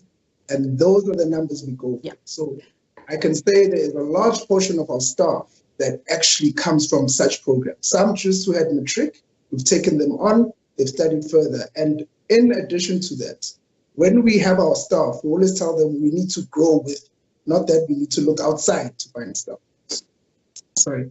So, yeah, so what we also do, similar to what Paula said, we actually also provide bursaries, so our staff. Tell them, if you want to learn anything more in insurance, we can assist with the bursary, or anything related to insurance, because sometimes you have somebody in finance, but they want to study further, but we know though it will also assist the company as a whole. So we also provide bursaries for our staff, and we look at growing with our staff. And I must say, that goes a long way in creating a great culture in our office and a sense of pride. And it also then assists us work better, it assists us service clients together, and it also assists the company with coming up with better solutions. So as much as I had answered the first question you had asked, there are hindrances, but there are definitely benefits for skills development and actually engaging in it. It takes time, but I can say for ourselves, I've seen the benefits of what it has done for us. So it's definitely something to definitely consider strategically as opposed to a tick box. Indeed, indeed. Feleng, we are in a digital era, and COVID-19 pandemic really pushed businesses and government to consider the presence of the fourth industrial revolution. Has the fourth industrial revolution, which commonly gets referred to as 4IR, not given organizations the opportunity to rely on skills development, given that 4IR has brought a need for new skills, digital skills, and so forth? What's your take there? So actually, this is a topic very close to my heart. That's my PhD research, by the way. So I think COVID caught us napping, if you like. Because if you think about 4IR, it was already a phenomenon that was actually underway in the first world countries. But we were still not there. But the advent of COVID forced us to actually move faster, or fast, if you like. And because of COVID, we started seeing companies using your Teams and exploring other communication technologies to make sure that they mitigate the negative impact that COVID would have had otherwise. Because just think about it. Everybody's at home. We're not working. We're supposed to stay at home for a long time. You know, companies were actually literally shut down. So we had to quickly innovate and say, how do we make sure that we are still, reaching our targets? We are still being productive as companies under the circumstances. So we are supporting 13 subsectors as FPNM SETA. So what we did over and above exploring communication technologies, we had to say, what type of occupational qualifications are we offering our companies? And we have had to sit around the table and say, it is important for us to be relevant. So we started strategic conversations with business to say, look, we do have your occupational qualifications that have been mapped out, that we have agreed that we're going to support in terms of registering them and allowing you to actually enroll learners into those programs for skilling. Over and above these, we need to embed technology so that we then make sure that learners are actually not left behind in terms of the opportunity to be skilled. So we started looking at the number of our qualifications and we started tailing in technologies to make sure that learners are actually abreast as well, and they're also informed. And we then train them for employability. Okay. Not train them for ticking the box, but for employability. So we saw a lot of skills emerging really across the world and locally, where businesses have had to say, how do we integrate artificial intelligence in our work? How do we embrace automation in our work? How do we embrace blockchain, robotics in our work? I mean, some of their factories, they have practically brought in robots that are actually doing some of the work. But now the catch was, we cannot embrace these technologies. Why? Because there's a detrimental knock-on effect. And that detrimental knock-on effect is job losses, potential job losses of introducing technologies. Now, the argument is that introducing new technologies is critical because companies have to have a global competitive edge. So you can't stay behind because we are afraid to actually address the elephant in the room. So we have had to say, these technologies are important to be introduced. Parallel to that, we need to look at emerging skills and how we then get young people to be skilled. But for us to make sure that the current staff do not lose their jobs, we need to look at what we call reskilling of the internal staff.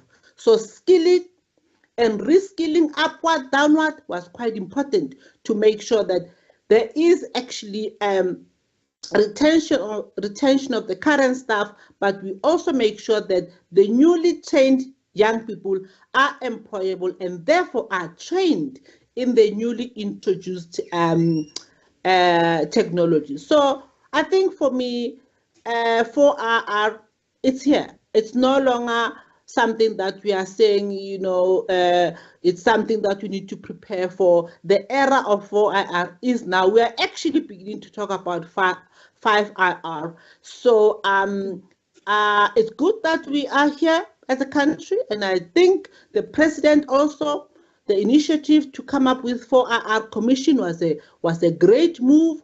We have had to engage and understand what the country wants to do in supporting 4IR. And I think that move also said to companies, look, you can't be left behind. So reskilling and embedding technologies into your occupational qualifications is important. And it's going to be cost effective because it would mean that we are training for relevance. We are training people that will come in and reinvest in the business. So indeed, absolutely critical. Thanks. Thanks, Feling. I thought I was the only one passionate about digital future. I can see I've got friends in the economy.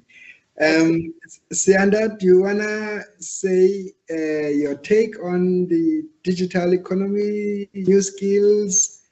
I know insurance companies, bankings, far back have been already on this train, but what's your take? Well, my take on that is it's inevitable. It's either you move with the times or you become redundant. How we do business now always somehow involves technology. Look, with COVID, I mean, people have said this so many times, you were forced to make sure you could operate at home, which means you needed to look at technology. You needed to look at your internet connection. You needed to look at systems that interact with clients. And your staff needs to be able to operate these so that you can still service clients. So it's still very important. It's something we always look at. It's something we are developing a few things. We use systems. We make sure our staff is capable of working from home. I'll give you an example of the importance of technology. I mean, if you look at anybody who's young, whether in high school or university, they're always on their phone. And if you think about it, they're not in the mood of doing anything if they can't do it on their phone. Yeah. And that's technology. Now, if you are in business and that's your future market, and you still believe you want them to come to you or call your call center or fill out a form, the person who comes with the solution that's interwoven with technology is going to get that market. Your business is going to be redundant. So it's quite important, and all the businesses now need to be looking at solutions for it. If they haven't yet, they're already kind of trailing, but it's quite an important aspect of how life is now and how it's going at a very fast pace. Yeah.